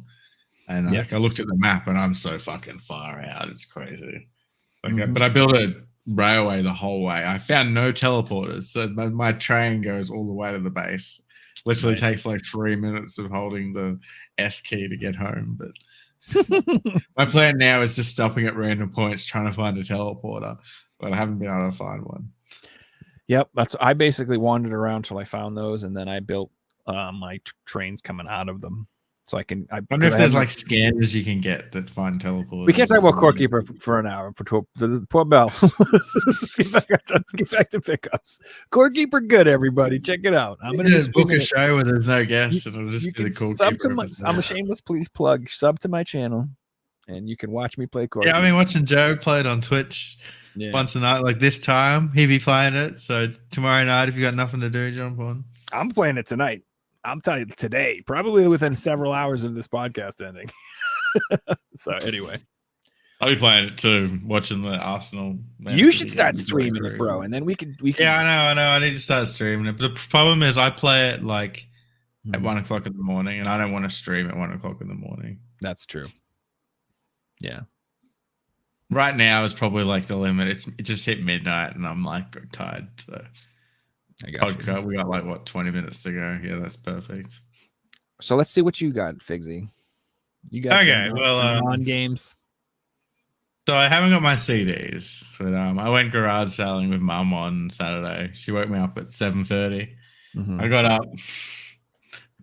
To put it in perspective, like the entire previous week, I've been staying up watching the Geoguessr World Cup, and I got a game at midnight the other night for a midnight launch. It was the new FIFA, so I stayed up till like 3 o'clock and woke up like at 11 o'clock for the podcast the day before. Anyway, I got up, smashed a coffee, went to all the garage sales. I should have recorded it because it actually would have made really good content. Not on terms of like what I found, just in terms of like having a shit day. So we drove to this farm, like in the middle of nowhere. And when you go like to places that like look really nice, you kind of anticipate that it's going to be nice. We couldn't actually make it down the driveway because it was like flooded. So we had to walk like 500 meters in mud. It was not worth it. It was awful. Stunk. It was like a hoarder's house. Smelled like chicken poo, and I had to get out of there. You should definitely film this. I want to see a creepy ass house in Australia with covered in chicken poo and It was a on farmhouse. ass So it must road. have been a lady that like You could have made like a inherited the Halloween farm. episode out of this, man. Make it all creepy. Put like creepy I ass know, I music. should have and shit. recorded it. Damn. Oh, so tired. Next time I will, I promise. Hmm. But I went to a garage sale. I did get some cool stuff. So Mhm. you guys know I love my like GeoGuessr, but I also love geography. And in the lounge room, I'm making that. You'll see in my game room tours because that's part of the game room. But I'm making that more geography based on the walls. So I wanted to get some maps for the walls, and I didn't just want to get like modern maps. I wanted to get some old cool maps. And I went to this one garage sale, and they were selling the house. Everything. He was trying to get rid of everything. He was just making an offer. And he had some really old maps, and I ended up picking them up. So I'll show you guys.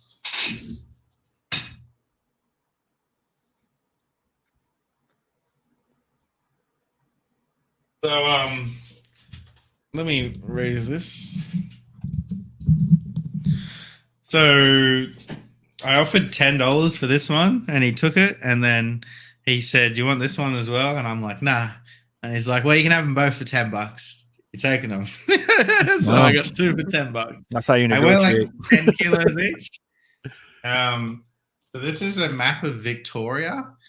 And I done a bit of research. It's from 1968, and it's like being printed on a big piece of like plywood.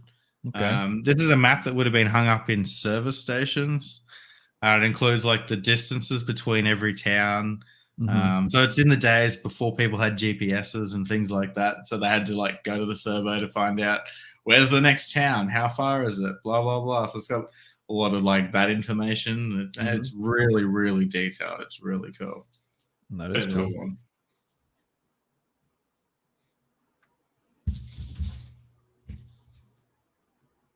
So this one I did a bit of research on, and it's from 1948, which is pretty cool. And it's a map of Australia. And if you look at it, like when they printed it, they messed up the scale because Tasmania actually falls off the map. That's odd. Yeah, like, oh, we forgot Tasmania. It doesn't fit. Yeah, I was gonna say it looks like it's too close to the continent, right? Yeah, it is. It's not to scale. It's smaller and everything. So they totally like forgot that. But it's really cool seeing the map and being a geography nerd and like seeing that's just what it looked like in the 40s, bro. What's on there. And I worked out the date because it's got the population of 7.6 million, and that was the population in 1948. It's really cool. Again, it's on a big piece of like plywood. I've got them hung up next to the fireplace. They look really cool. This one's like 10 kilos. It weighs an absolute ton. So what you don't get that is that in the 40s that is what it looked like, but due to climate change, now it's it moved hundreds of miles off the coast and it's smaller because of the carbon. Right, yeah, Joe. I'm a scientist. Okay. All right. It's a crisis, bro. We're losing Tasmania every day. You know, it's in the day before Photoshop. You can't just erase something if you make a mistake. You gotta make do with it. So it's like just run it off the map. It's all I think your good. mic's. Oh yeah, it's up here. Mhm. Hello. Sounds like you're in Tasmania, bro. And we're back. That's cool though, Figsy. I like stuff like that. I actually do. Yeah, it's something different. I think it looks really good in the lounge room. I've got a bunch of Mhm. flags hung up as well, so it looks really cool. Oh, you put it in the bathroom so you can learn something while you're pooping. That's what my phone's for. That's disgusting. Who brings their phone in the bathroom? Gross. I'm just kidding. I used to back in the day bring all my magazines in there, but that's not true. really a thing anymore. I still read my Reader's Digest from 1993. Same jokes over and over again. Go ahead, Bell. How did the retro convention go? You got anything cool? What you got? Went pretty well. For the first time ever, because there was so little diversity this time. I literally only got Nintendo stuff. I got a bunch of manuals that I was missing for Super Nintendo games. Nice. Super Ghouls and Ghosts. Immediate PTSD from seeing that game. A Link to the Past. Finally got a complete copy after 12 years. Nice, man. Zombies. There's a bunch of writing on it, but this was basically thrown in with all the others. Yeah, that's a cool color. Is the box that color too for that game? It is, yes. That's sick, dude. You can see it. Yeah, it's Yeah. so hard to do that. Yeah. I'm always like, That's the box for zombies. The green that's line awesome, man. That's so cool. one. Spin Dizzy Worlds. And I got one N64 manual I needed. Nuclear Nice. Strike It's 64. good to get manuals. I Yeah, once bought a stack of PS2 games, and they're in a bag, and it was just like PS2 games $10, and it was you take the bag. And I got home, and at the bottom of the bag was like 30 NES manuals. I ended up selling them for like $500 all up. yeah, it's really Wow. fun because like online, it's kind of hard to find just manuals, but at convention, there's always people that have just a box full of manuals. And after the last convention, because I was going through so many manuals, I added a new tab to my spreadsheet where I just list all the games that I need manuals for. So I don't have to like scroll like through 200 games to check if I need a manual. But Funny now I you have, say like, that, listener, but there's not many online. I'm like ranked in the top 5 sellers in Australia of like manuals only. Because Oh people my just God. don't sell it. Yeah. But I know that there's a market for it, and I fucking sell tons of them. I sell games that don't have discs because people buy artwork and things like that. You have to be Yeah. careful. I like usually will message the person. 50% of the people that buy are like, "Oh no, cancel my order. I thought it was complete." Mm. And there's like no disc in the listing in the title. What was also cool this time, there was a guy there who sold just boxes and manuals, like as a combination for cool. Super Nintendo and N64 games. I feel they weren't just repos. No, they it wouldn't be these games that would be repro, trust me. But it was almost pretty much all just very common stuff, and I got 3 N64 boxes and manuals I needed, which is pretty surprising because I don't need that many more. But these just They look so good on the shelf, dude. The N64 games. yeah, they They do. look awesome, man. I got this one. This was probably the most common one I still needed. Nice. I also had the manual for that one already, but this one is in better condition. So, Are you eventually going to go for the complete box set of N64? yeah, that's like a side thing I'm doing. I'm not that far off. With these, I only need 35 more. Should I be keeping eyes out for the Australian ones? I don't think you really have to, because even if you find them, you're not gonna find them for cheap enough. So Yeah, I mean, I might come across them, but it's just, are you willing to pay those prices? yeah, I mean, if you'll know when they're cheap enough, I think, and it's probably not gonna happen. I got a friend who's down to, I think, 8 games for a complete boxed N64 set. Pound. Chopper Attack. Nice, This one was that's really awesome. cool to find. Like, didn't expect to find just the box and manual for this. There's a defect, unfortunately, up here, Sucks. but it was so cheap that I couldn't say no. One of those things that like you can just upgrade it later and resell that. Possibly, but probably not. Like, I'm not super keen on getting everything in like really good condition. Like, even like damage like this, I'm not overly fussed about as long as the price is correct. And I'm for that too one in OCD. particular- Like, I'll buy it and I'll mark it in red on the spreadsheet to upgrade it later on, and then I'll upgrade it and sell it and try and do it as cheap as possible. And the last one I got was Center Court Tennis. I kind of like For that. a second, I thought that said Contra Court Tennis, and I was like, No. "What is that?" Contra plays tennis. Dude, Boom, shoot the exactly. ball. You're just like shooting at each other, dodging. There's actually no balls, just murder each other over a tennis net. I actually played this game many years ago, and it's pretty bad. Just wanted to. Well, congratulations on the getting it. Have you got numbers on how many SNES games you need left for the full set? Games.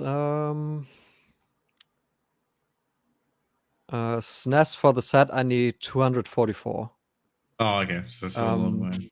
It's a massive set. How many games are in Yeah, it? crazy. PAL Like set is 500. 534. Yeah, Yeah, that's pretty big. crazy. Yeah. So, like, it looks like you almost have a full set just sitting there, but still missing Nope, 200 games as well. it's about half the boxes. Yeah. Yeah. Getting the boxes for the full set's gonna be. Yeah, it's not Tough. easy. I Yeah. also got this Oh, cool. and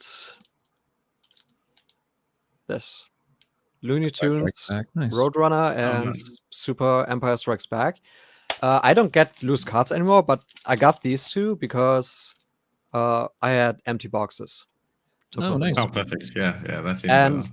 I've been looking like all year, every convention I've been to, I've been looking for those two games and another Super Nintendo game I have just the box for, in all the bins of loose Super Nintendo games. Never found any of those, and one guy had both of them like right next to each other in one of the boxes. They look clean too. Nice labels. Yeah, they're super clean. They're super Mm. clean. I make the same rule that I won't buy like loose stuff, but I'll do the opposite. I'll buy like a 3DS game that's got the artwork, got the case, got the manual, but it's missing the card, because getting loose 3DS games is easy. Yeah. You know. Yeah. The last four I have is NES. NES is the only console that I go loose card for because getting boxes is so insane. Yes. For at least like the last 100 or so. So I decided to just go card only for those. I got Corvette ZR1, which is like one of the cheapest ones I had left. I think that's also the only game or the only thing I bought where I didn't negotiate the price because it was already like so cheap. Yeah, fair enough. I got Bucky O'Hare. That one's not cheap. The PAL version is a little bit cheaper than the NTSC version. Okay. And this was Very actually expensive, pretty good price. This was I paid 45 for this, That's not bad. which is it's pretty good. I think usually PAL copies are like 65, 70 ish, maybe a little bit more. Also depends on condition. Wonder why it's so much cheaper. I'm pretty sure they're pretty expensive over here. Let's see what they're going for. I'm curious. I got Let's go. Pac-Man. This one is actually complete. This is the only complete one that I got. This was probably the most underpriced game I found. This was the cheapest copy of Pac-Man at the convention, and all the others were loose. So That's crazy. yeah, that one was pretty grossly underpriced. Yeah, that looks like they're going for like 100 to 200 loose card here for Bucky O'Hare. And then for actual manuals and boxes, it's outrageous. Yeah, like I think complete Bucky O'Hare PAL is like 250 or something. Like $600-700. Yeah, it's a pretty hefty increase on that game in particular. Speaking of quite a bit of money, this was the most I spent.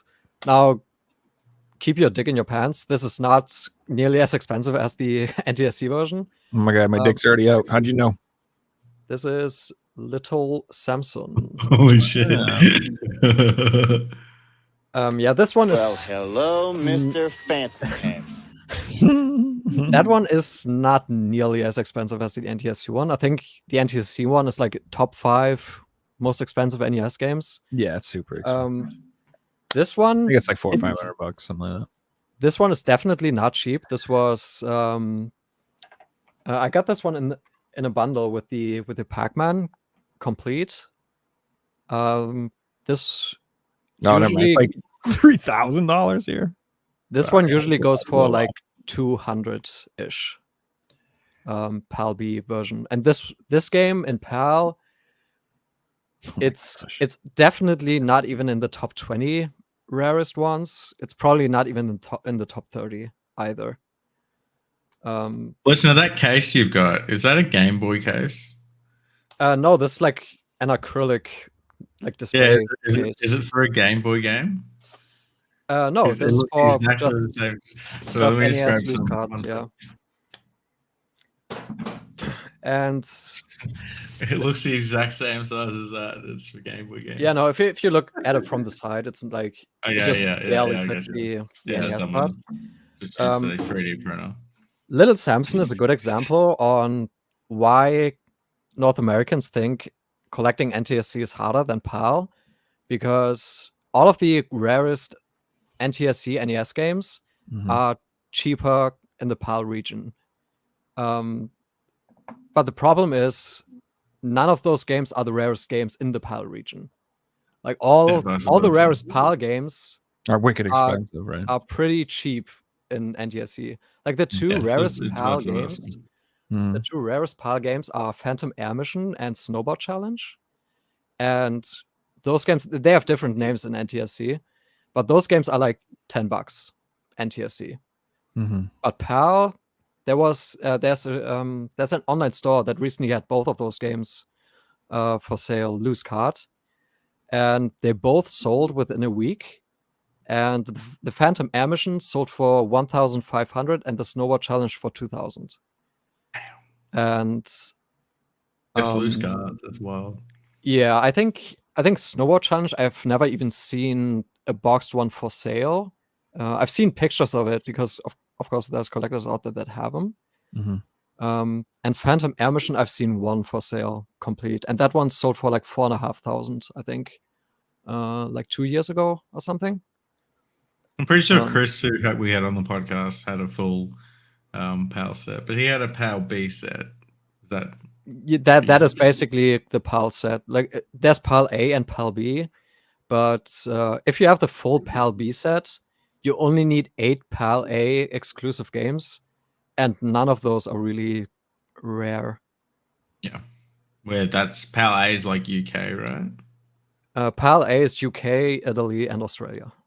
Yeah, okay, and PAL B is everywhere else, so that makes sense. Yeah, and PAL A is like is missing a bunch of the really hard to find ones, like Phantom Air Mission and Snowboard Challenge are PAL B only. Mr. Gimmick is PAL B only. I think RC Pro Am 2 is PAL B only as well. So yeah. Mr. Gimmick is getting a sequel, I think, right?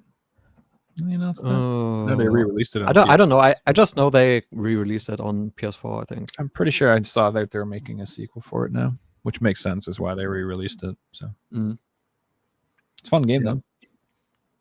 Yeah, I haven't played it yet because I don't have a copy. Obviously, I think that game is also for sale at the same store that had the Phantom Air Mission and Snowboard Challenge, and they want 1,200 for it. Loose card, of course. So that's a really rare one I've heard in general because it's only PAL, right? It didn't come out in Japan either, right? It did come out in Japan, but it's I think it's just called Gimmick. And the Famicom, even the Famicom version is like 400 or 500 or something. Damn, that's also not cheap. No, I'm sure. Yeah, I think in PAL B, Mr. Gimmick is probably almost certainly a top 10 rarest game. But I think the value is a little bit inflated because it is a PAL B exclusive or because it didn't come out in NTSC. So there's good too. Also a bit of desire. It's actually good. In NA. Same thing with Little Samson too. Like Little Samson is a good game. Like it's a technically impressive game for the NES. Came out in the later, towards the end of the life cycle, and it's cool. If the Little animations Samson, are pretty good. If Little Samson wasn't as good as it is, the PAL B copy wouldn't be even 100 probably. Yeah, because sense, it's not even that rare necessarily. It's just because it's the most expensive in this region, so over time it's become popular in the PAL version. I remember when I first got into collecting, the PAL Stadium events wasn't that expensive, and today it's like a few $1,000s. Yeah, I think when I started collecting, I was thinking about getting a Stadium events probably just for the shits and giggles. And back then, I think loose card was like 150. Yeah, I remember looking one up for the exact same reason. I'm like, I'm a collector now. Let's look up that real expensive American game that everyone raves about. I think loose card Stadium events probably is now like around 500-ish, and complete it's probably like 1.5K, maybe a little bit more. I've seen graded ones sell for a couple of thousand, but yeah, that's about it. But it's exactly the whole like, this is really expensive, so let's drive up the price of this one because we can. Do you remember when Painkiller PAL version was $10 and the US version was a couple of hundred, and then suddenly, because the US version's a couple of hundred and it's region free, you've got a different instance. US collectors started importing the PAL version and driving that price up, and then the US version got reprinted, and now the PAL version is more expensive than the US version. Yep. That's actually a wild situation. That's funny. I bought the PAL one from Thailand for like $20 like a few years ago because it was the same thing. It was like wicked expensive, and I was just like, it doesn't look that good of a game, but I do want it. And I was like, I'm cool with the PAL copy. That's not a problem. And that's funny because that's what I ended up with. Yeah, if you don't care about region, like you save so much money. Like getting the cheapest copy, the cheapest version. Yeah, it's so easy to collect if you do that. So for me, it comes down to whether or not there requires DLC or to me to use my international account to play it or whatever. Yeah. Like if I want to play with my friends, I don't get any PAL games. If I want to, or if there's like a bunch of DLC, I don't want it on different accounts. Also, if you care about trophies, that's annoying if you're somebody because like you have to have a different account, right, for your each region. So that's kind of annoying. But if you don't, if you just want to play the game, you don't give a damn, then it's definitely the way to save yourself some money. And most of the time, that is just the case, and it makes so much sense. Like that Tokyo Xanadu game that Joe just sent me. I've been after a PAL copy for years, but it's like $500, and I bought a copy sealed for $20. It's the same game. Yep. At the end of the day, I'm not spending $500 on this game that I wanted. I may have spent $100 on this game, but now it's gone up to this price. That's absolutely absurd. Give me the cheap American version. And what happens if it gets reprinted one day? Like prices just completely drop, which may be the case. That is exactly what's going on with that Star Wars game for PSVR 2 that I was talking about, the Tales from the Galaxy's Edge. Like the US ESRB copy sold out, and it's like now nobody wanted the damn thing when it was for sale, but as soon as it's gone and it's sold out, now it's going for like used copies are like 150 to $500. People are asking for this stupid game. It's absolutely insane. So then the PAL copy. Just to interrupt, but I wanted to ask a question on what you previously said. You bought that copy of Splatoon 3 from Australia with the DLC on the card. Yeah. Because the DLC is on the card, it'll work in America, right? You don't have to like. Correct. Let anything, blah, blah, blah. I don't think it matters. No, I don't think it matters. I'm not downloading anything. I definitely download and let us know if that is the case, because it will be good to know. Sure. That's true. I mean, that would suck if I couldn't use it here. That would be a bummer. But like, I don't think I've had any issues with Mario Kart importing games from. So I don't think it'd be a problem. Well, that was the American copy though. This is a PAL copy, so it may be different. That was weird though, because it was from Asia. It was an NTSC Asian copy. It was the weirdest thing. It's very. It was like they made it to sell to Americans. Yeah, and I guess they've already had like an update come out since then, so it's not like the final version on card anymore either way. It never will be. It doesn't matter as long as I have. Nothing ever is these days. I'm happy to have the game and all the maps on a cart. Cool. That's fine. That state of the game at that point is very enjoyable. I don't need any more updates. Pretty much accepted. If a game is popular, it's going to get updates, and you're not going to have that version anymore. Like a Core Keeper, for example, we got version 1.0, and that's going to be the physical.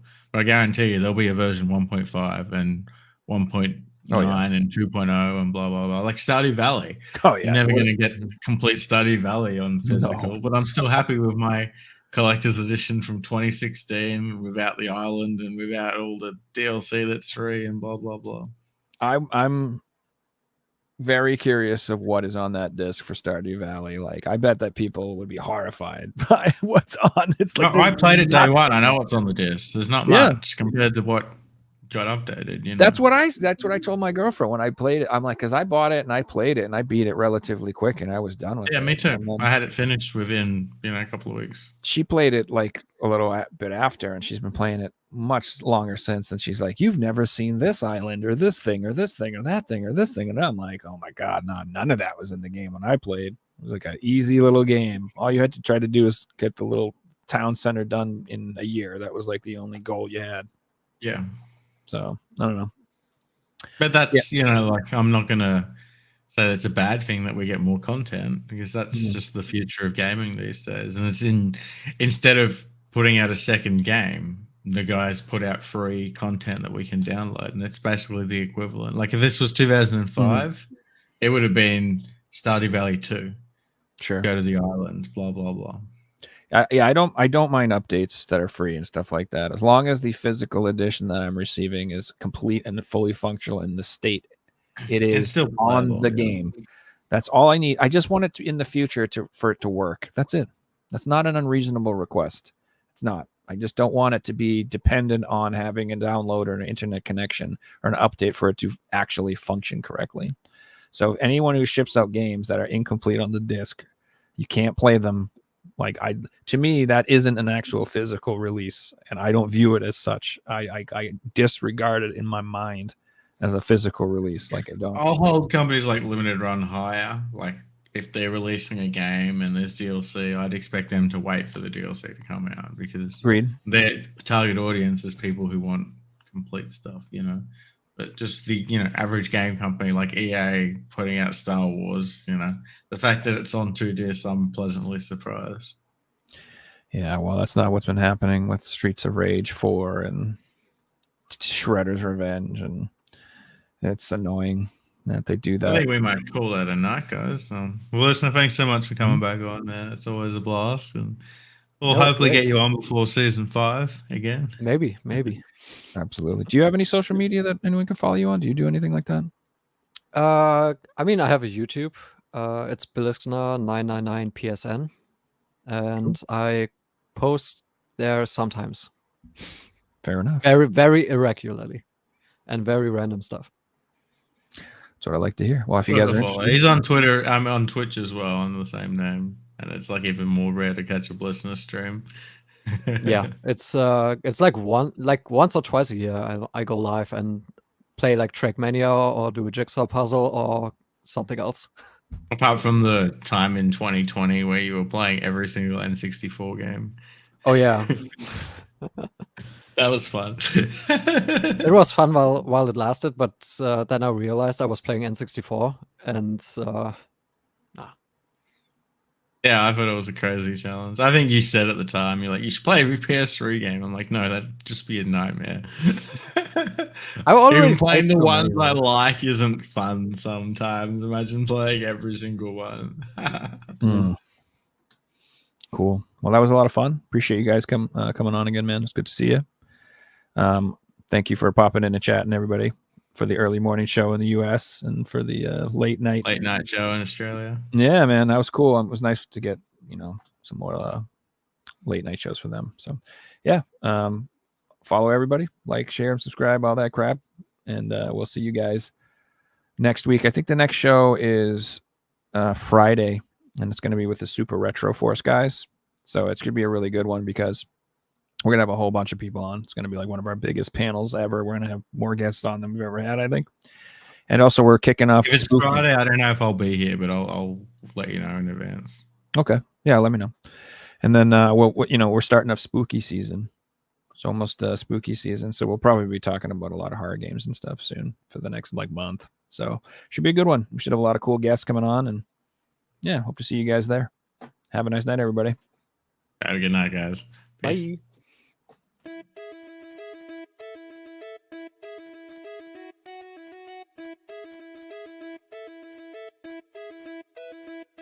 You found the coolest place to be, the PlayStation Collecting Citizen. Come on, won't you stay with me? Welcome to the show.